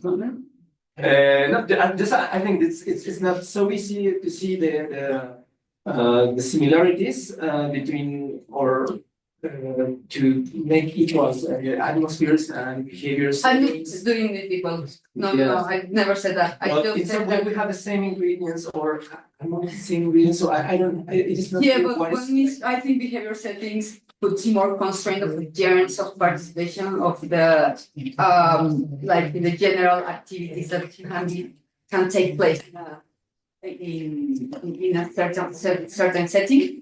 And atmospheres can like modulate that and also maybe open some possibilities for action and also like closing some of them. I wouldn't say that they are the same thing. Okay, thank you. Thank you.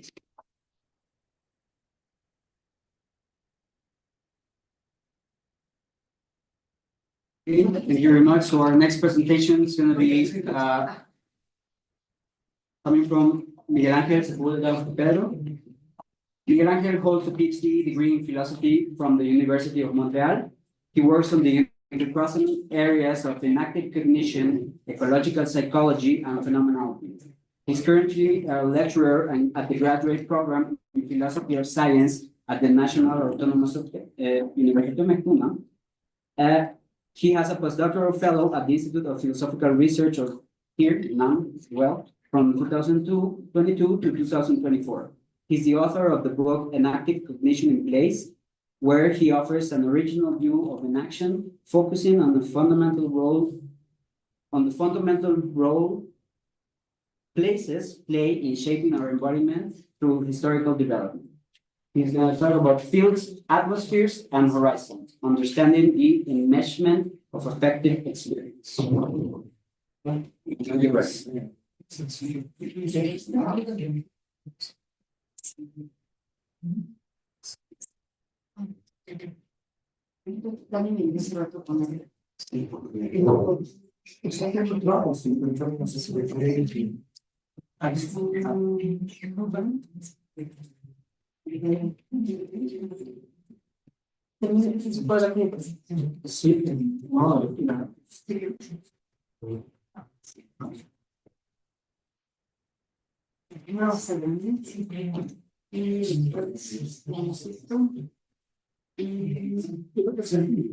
¿Sí?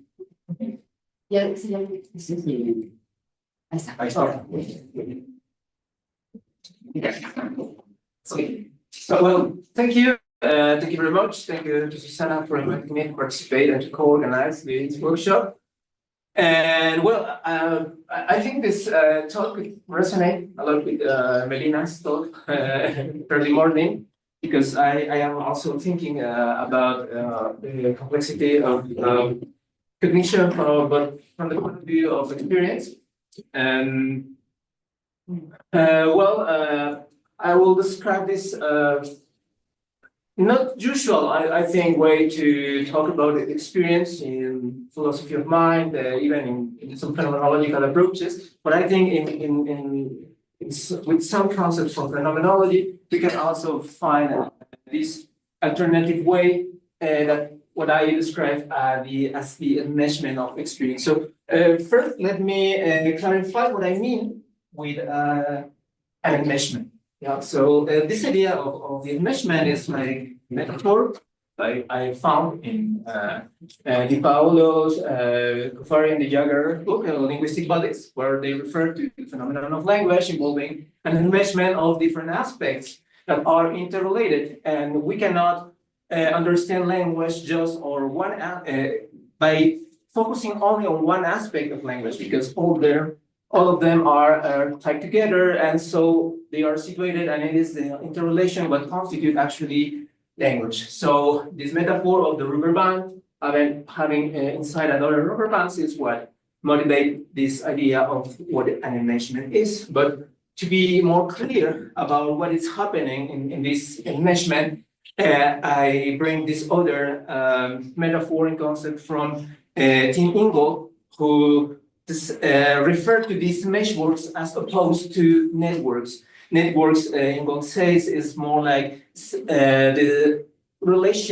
spatial relation between units already constituted, whereas meshworks are more like lines of becoming. They are some sort of processes happening, these traces that can connect, interconnect, and can converge or eventually diverge.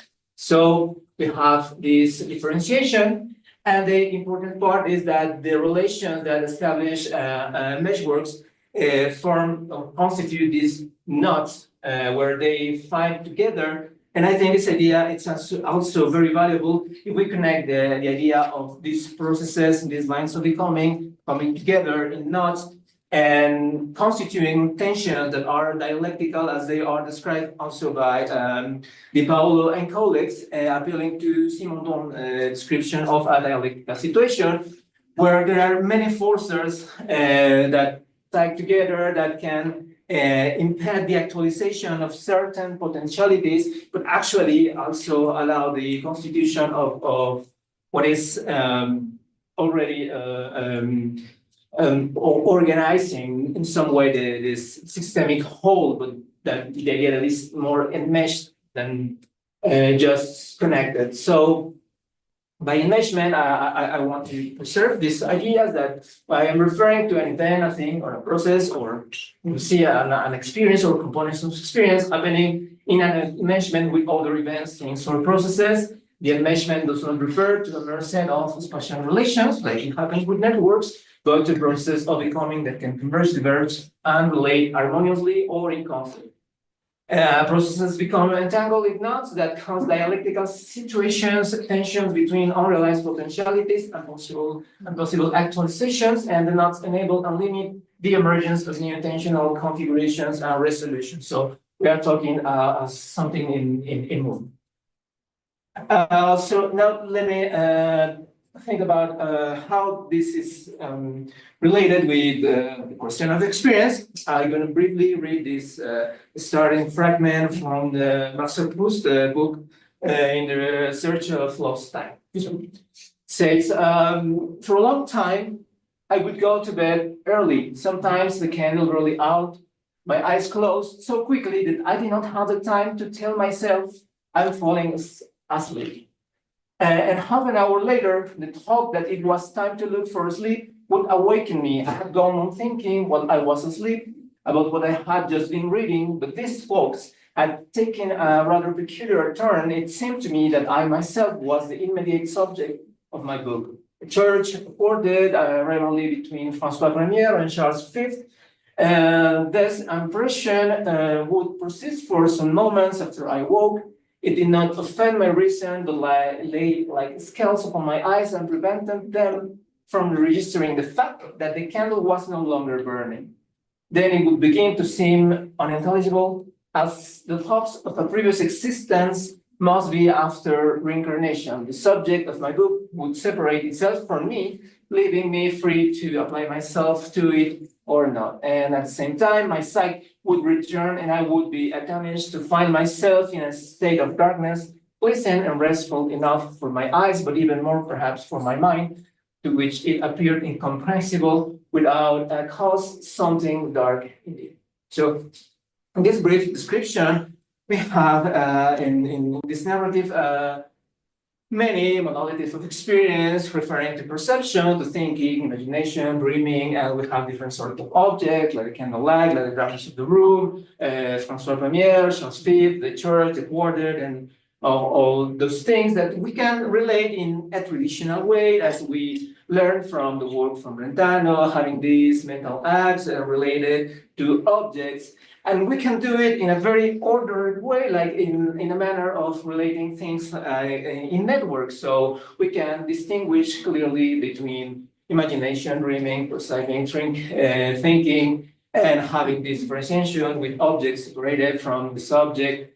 But actually, what the description is suggesting of these experiences is that these different modalities of experience and these objects acquire are not so clearly differentiated, because the guy that is experiencing this moment of perception falls asleep. It does not realize that it's falling asleep. It starts like dreaming, but describing having a thought when he was asleep, so dreaming, so he became awake, and then become this part where the awakening processes makes unclear when he stops dreaming and he starts realizing about and he's perceiving the darkness of the room. I wonder if we can actually have this sort of description that could be more faithful, because I think with our flow of experience is usually more like mixed and much more like enmeshed in this way than having all this other clarity that of course we need to do for the sake of making abstraction and understanding, but probably we are also obscuring some other parts of experience that we need to see if we look at experience and something that is situated in this sort of enmeshment. So what does rigorous analysis of experience coming from some phenomenological works or phenomenologically related works says about this enmeshment of experience? Let me start with the notion of the field of consciousness from Aaron Gurvich. For Gurvich, all our experiences are not just the relation between an act of consciousness and an object, because every object is a thing that actually appears nested in a thematic field, and indeed also this field is surrounded by other possible margin. For instance, this difference that made Gurvich, we can see it in an example of a football player that is probably focused in the ball. So it's the object that is actually related, but this relation with the ball is affected by all of the other elements that are relevant for the perception of this ball at that particular moment when he like to kick the ball or something like that, that he needs to be aware of where are the other players, the lines of the field, and all those things. But we also have other things in the margin outside the soccer field, for instance, or what happened in the morning to this guy, or his planning his plans for dinner, or many other things that could be surrounding these areas of experience that could interfere. Actually, what I think it's valuable for the idea of the enmeshment is also this open-ended character of field. First of all, of the object, that it's interrelated to what to the other aspects that are relevant in the field, but also to this possibility to become in a wider domain in the margins, or change what is relevant. For instance, something that is currently not relevant, like in a professional match, having this having the public just like that could be not so relevant, because a guy just in the public is not really important for the players, maybe the whole public, but not one, but one can become relevant if he enters into the field. So things can become relevant, or we can also find the relevance, like when we are acquiring skills, so we can perceived as precise more fine-grained aspects of our experience. And of course, in the experience of a player, there could be some other things that could be outside of the field that could be relevant for this guy, and well, it could become relevant or not for the field, but that are all other aspects of life that could be also relevant. So I want to highlight this idea of this not quite delimited areas, but more like these porous limitations of fields. That's a start to understand this interrelation of the components of experience, and even those of the different modalities of experience. And well, the second concept that I think is relevant, that we have just heard about with Ximena's and Susana's talk, is the notion of atmospheres, that it's even more messy, and even probably there are less specifiable boundaries, because precisely we are talking about this spatiality that is effectively loaded but actually has no real clear boundaries, and it cannot even be located so easily, because it is in this relation between things, between people, between our own affectivity. But that Blume, for instance, precisely refers to as something that we primarily perceive, because even that is given even before we focus analytically on some objects or some aspects of the environment. A particular moment, this problematic way of thinking about atmospheres, either they are subjective or objective, maybe it is not necessarily bad, but it's a virtue, because precisely it reveals also that we do not have just these clear dichotomies on what is on one side. And as these atmospheres, well, I say, are also spread within, or it could be perceived in the attitude of persons, in the objects that are there, in interpersonal relations, that we can realize that somebody is having like some sort of in that case, of some sort of chemistry, or like Susana said, like in a party or in a funeral, different sorts of possibilities to engage effectively. And also atmospheres that are related to precisely the constitution of the material settings. We can find around that it's cozy because of the material configuration, or the cat being there, giving us some confidence, some idea that we will be comfortable there. So these atmospheres are not easily located. And one idea that I think it's quite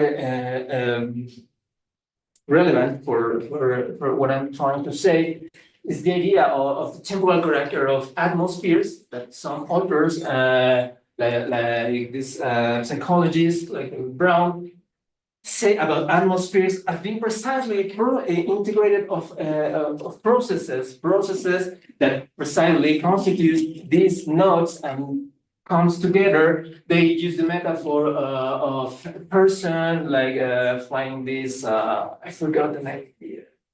Papalote. That all this materiality, these material conditions and the actions of the person tied together, constituting all these network of processes, this network of processes indeed.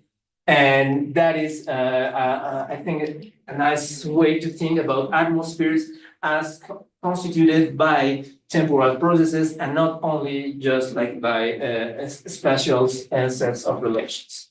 So the notion of atmospheres are not clearly, shows that they are not clearly delimited, neither are they subjective or objective, but something more like in between. Atmospheres are not clearly located since they are situated in the material environment and in the interactional space of participants.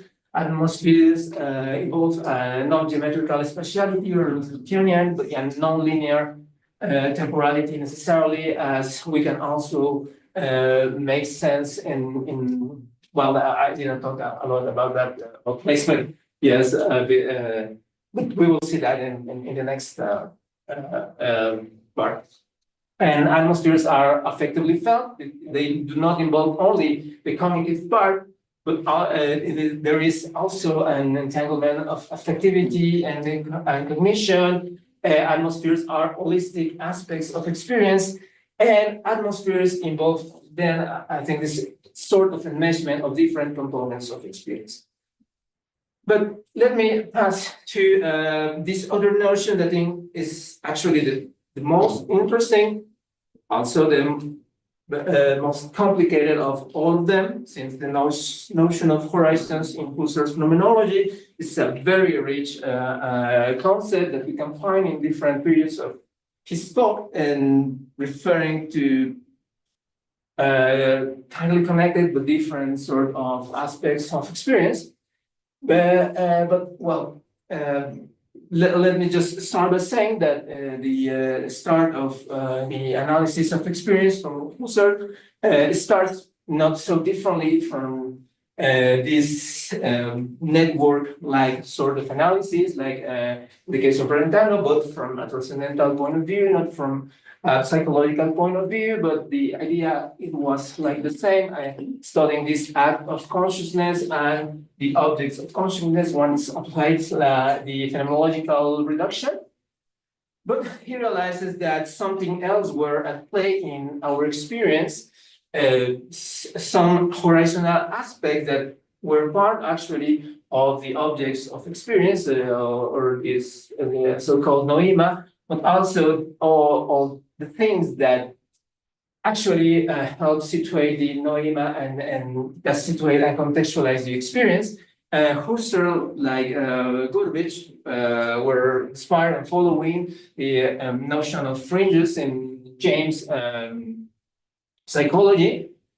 But Husserl developed a lot more this idea of horizons and bringing to many aspects of our experience that I'll try to show you briefly now.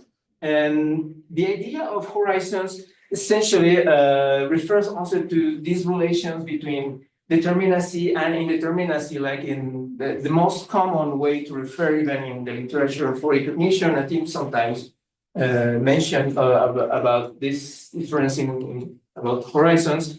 It's like how we perceive, for instance, visually. Right now we are this life experience of this room. You know, we have some sense of determinacy about our experience of what we are looking right now. But that's not the same as the other rooms of the building of the whole institute, because we in some way are aware of their presence. We are not thinking like we are floating in space. We have a feeling of this presence, but it's more indeterminate.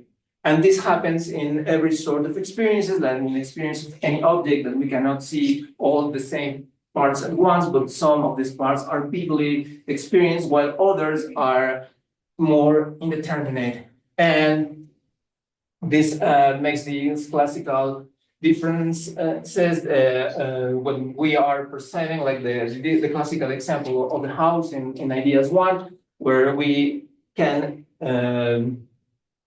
look at one aspect of the house in the flesh, vividly experienced, while many other aspects of the house are just given horizontally.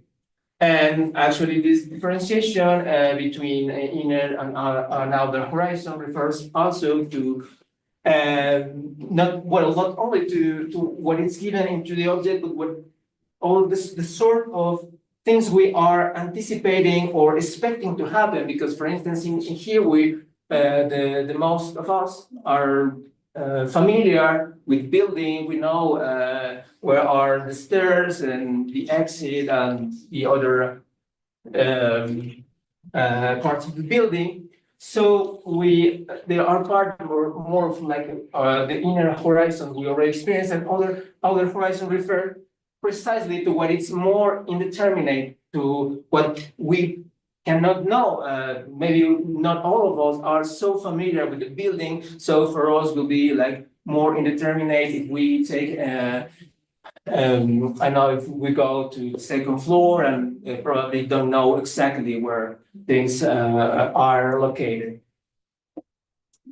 And the notion of horizons indeed do not only imply this different sort of spatial relation, that what it is called, what it is part, but temporality is actually an important constituent of this horizon of perception. Precisely as I said, some of us have already some habitualities that we can use to have more determinacy or indeterminacy for our experience.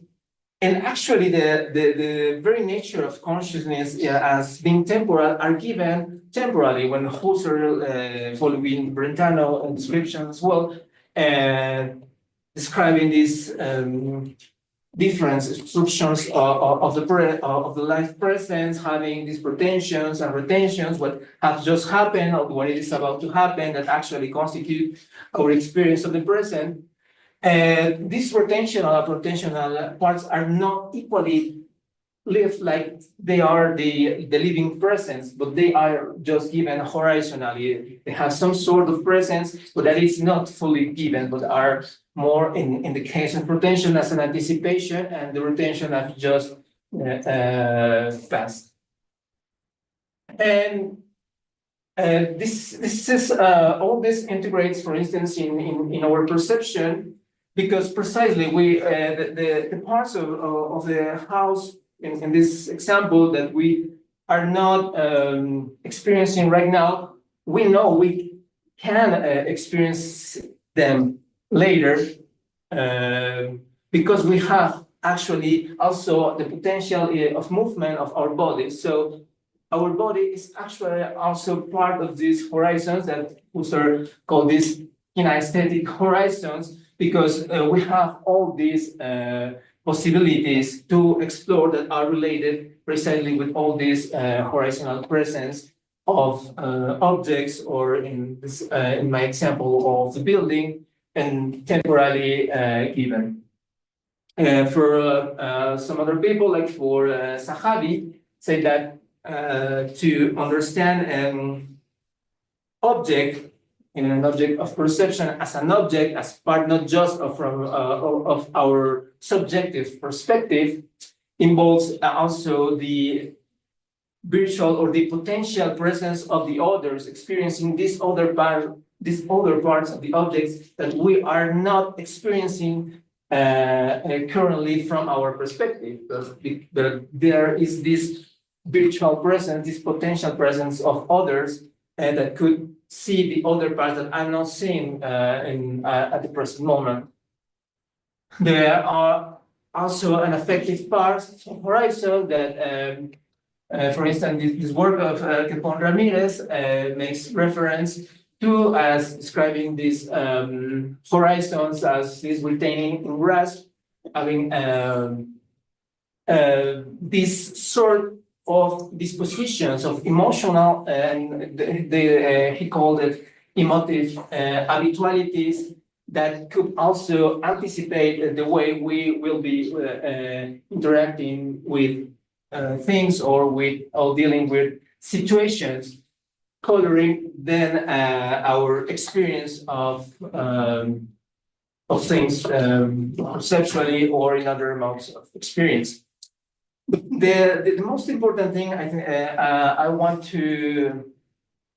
think the notion of horizons provide us that is not provided by the other concepts is precisely the aspect of the transformative and part and this broadly situational aspects that horizons illustrate.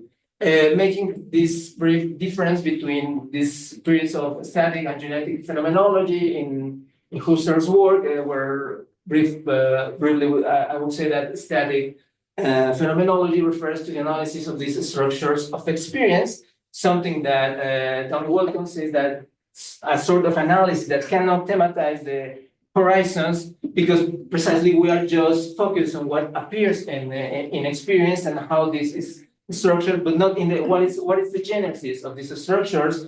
That it's something that is more proper of the genetic period, where we are not only like in the case of the analysis of the temporality of consciousness, referring on what is the structure of this living present, but how actually the horizons, all this I have mentioned, are thematized and studied actually how they have a concrete origin in the history, in the history of this transcendental subjectivity and in transcendental intersubjectivity, actually. So this is the period precisely where Husserl became to realize about the life world, about all the importance of things that are part of what he called the passive synthesis, where we can actually find these parts of the body more constituting what is actually given in our experience. So this idea of horizons actually, or in the analysis of horizons, constitute analysis of the whole situation, considering all the many aspects that I have just described, but also how this involves a historical process of development where we have this sedimentation of different habitualities, not only individually, but also as communities, as he described in the life world, or even in our traditions like science, and the way we have learned to experience the world from this other's perspective. But then we are studying how these horizontal aspects are constituting the way we are experiencing things.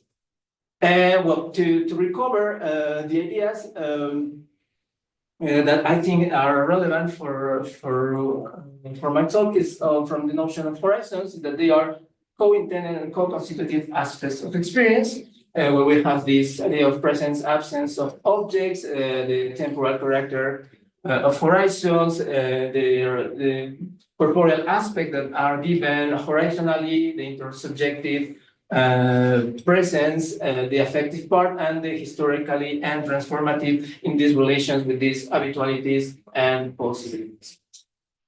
So as a conclusion, or I would say that, well, any singular experience is situated in a broader spatiotemporal context, and enmeshment, that was my proposal, that the notion of field shows the situatedness of any experience in broader fields of relevance. The notion of atmospheres shows the situatedness of any experience in holistic units of affective feelings, things, and others. And the notion of horizons shows the situatedness of experiences in complex systems of appearances and involving temporal, intersubjective, affective, and historical relations. Therefore, experience can be understood as situated in an enmeshment and not merely as interrelated units in a specialized network of relations. I think that's.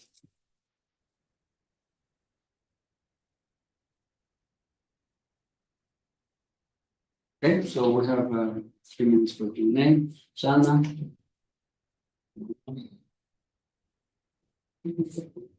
We can talk about this question later, but how would you think that these three notions relate to each other?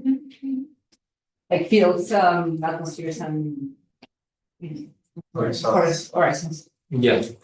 Well, the notion of fields is actually closely related to the notion of horizon, because Ulrich also takes into account the idea, but I think he tries to make it more workable for psychology as well. And well, I think I think the notion of horizons can cover the notion of fields, but the notion of fields focuses more precisely in these sorts of spatial relations. And I think this is why ecological psychology is actually taking this idea from Ulrich to understand how this constituted this sort of what is things that are relevant in contrast to what is not relevant, constituting a field of forces. So, but the notion of horizons, I think definitely can take part of this, because we are also talking about this relation between where any experience is situated. We can make it like more wider or less wider. Roberto Walton makes a difference just between Gurvich and Husserl, referring to how Gurvich focuses more on what is relevant and what is not relevant, and Husserl in what is more determinate and what is less determinate. I think this has different consequences for our analysis, but I think, yes, it is like totally compatible with the notion of atmospheres. I have I think it would be less easier. And I would need to connect with other ideas like the idea of moods that was actually the idea Kepons was trying to bring to the table, and to the notion of existential feelings. But I think I don't know. Probably the part that makes atmospheres a little bit different from the others is precisely this idea of being more intersubjectively constituted outsider. But I think we can do it. I don't see it, but we need to situate the narrative of atmospheres into the proper phenomenological methodology, because that's what makes it weird for the work. I refer to the last screen of your. Could you go to the last screen? Yes. That any singular experience is located in the broader spatial context and the enmeshment. You can conceive this enmeshment in two ways: objectively and subjectively. And I wonder, because it's quite different. In the first case, if you are considering objectivity, you are not speaking in phenomenological terms. If you are considering it subjectively, then you are making. That's the first question. What are you understanding? Because this situation is a situation of which the own consciousness is, so to say, aware or conscious, or is any objective aspect that could be determining in any way this singular experience. And then another question is if you know the concept of intrinsic by Eugen Gently, the creator of the focusing technique of psychotherapy. It's quite interesting relationship, because I find the concept of enmeshment, and I wonder, you are not taking it from any other. It's yours, or it's enmeshment notion? Well, I bring the metaphor from other inactive authors, but not the very idea of experience understood as an enmeshment. Okay, I find it quite interesting. Well, thank you. Okay, that's a very fair question, because actually, well, it's more like the idea of thinking about this enmeshment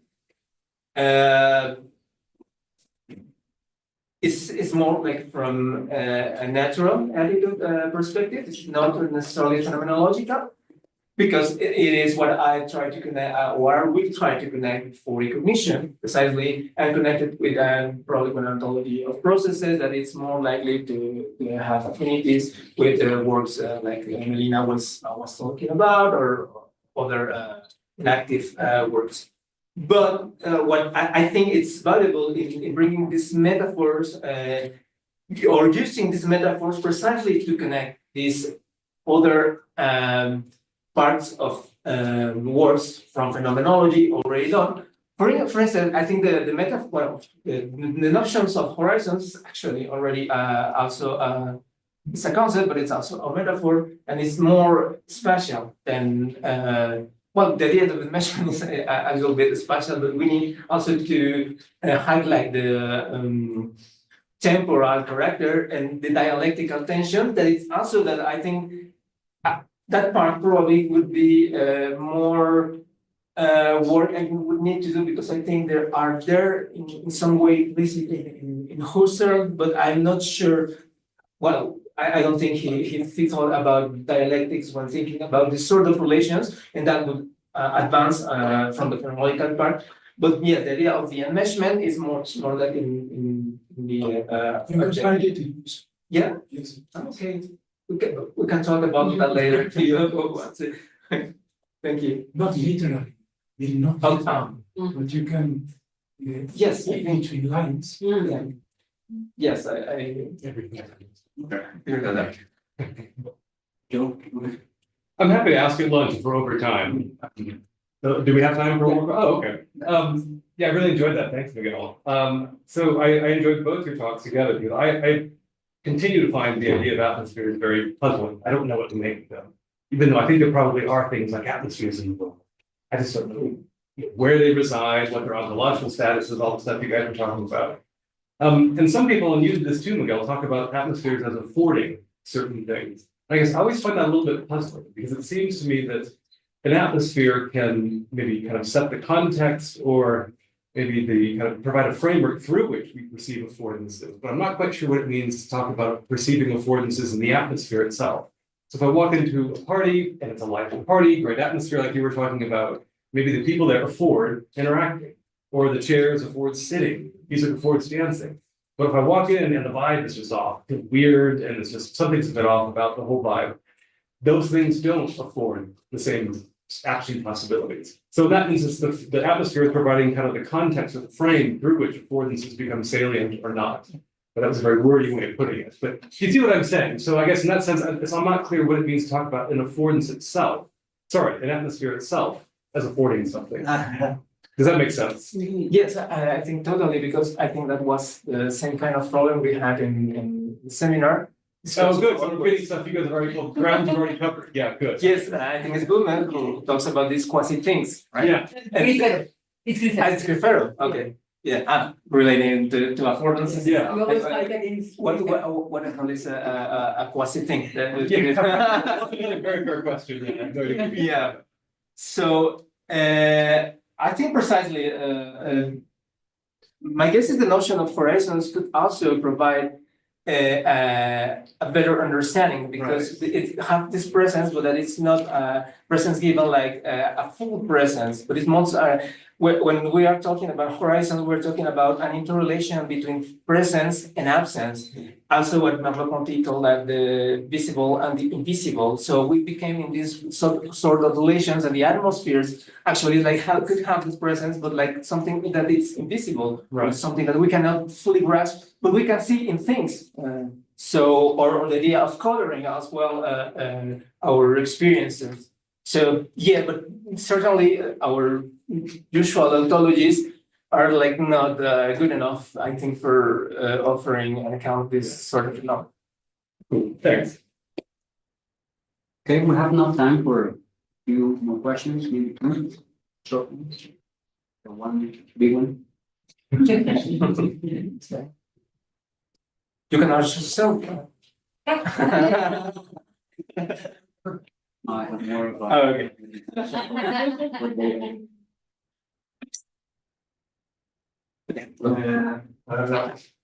Sí, creo que lo hacen. O sea, me pasó una vez que estudiando biología fui a una práctica de campo y salí en la noche al bosque. Y efectivamente había una percepción de oscuridad y de inmensidad. A mí me gusta salir solo, porque me gusta el bosque y me gusta la oscuridad, pero no me gusta salir con personas porque muchas veces tienen una experiencia de miedo del bosque oscuro. Entonces una amiga se me pegó y percibió este bosque muy oscuro y le empezó a dar miedo. Mi pregunta es, ¿qué tanto influye el sujeto en la experiencia atmosférica? Porque si bien pareciera que es entre los dos, parece que aquí el sujeto es muy importante, como si tuviera un peso muy fuerte sobre la percepción de la atmósfera. Y no sé qué opinas de eso, o sea, si la conciencia puede modificar la sensación afectiva de ese lugar. Do you mind if I translate it really fast? Okay, so he recounts a personal experience of being in the dark forest, a quite pleasurable experience for him, and he prefers going alone because there was this time he went with a friend and was afraid. And the question quickly is what's the influence of the consciousness of oneself in creating the atmosphere? Yeah, Thank you. Yes. I think that's the other problem we had with the with the atmosphere, because it's like can we talk about the same atmospheres? Same atmosphere, we have different sort of responses, because I would ask before about precisely how we can define the identity of an atmosphere. Somebody could enjoy that sort of atmosphere, and somebody could become fear and feel uncomfortable. Because we could say like the same sort of atmosphere, because it's the same sort of configuration, but we have different sort of affective relation with these atmospheres, like in the guy in the party or and not the dancing. But I think I would need to identify it by something else. That's my guess, because I don't think it's so clear in the literature, because usually it's like, okay, you are getting right or getting wrong the atmosphere, the right or wrong for whom. So yes, But there's a sense that it's kind of wrong or right socially. There to yeah, we can establish as social normativity, but we can also establish social normativities that are not fair for everybody. And that will also happen. Yes, I don't think I have my response, because I don't think there is a good response to that. Okay, so Ms. Lian, thank you very much. And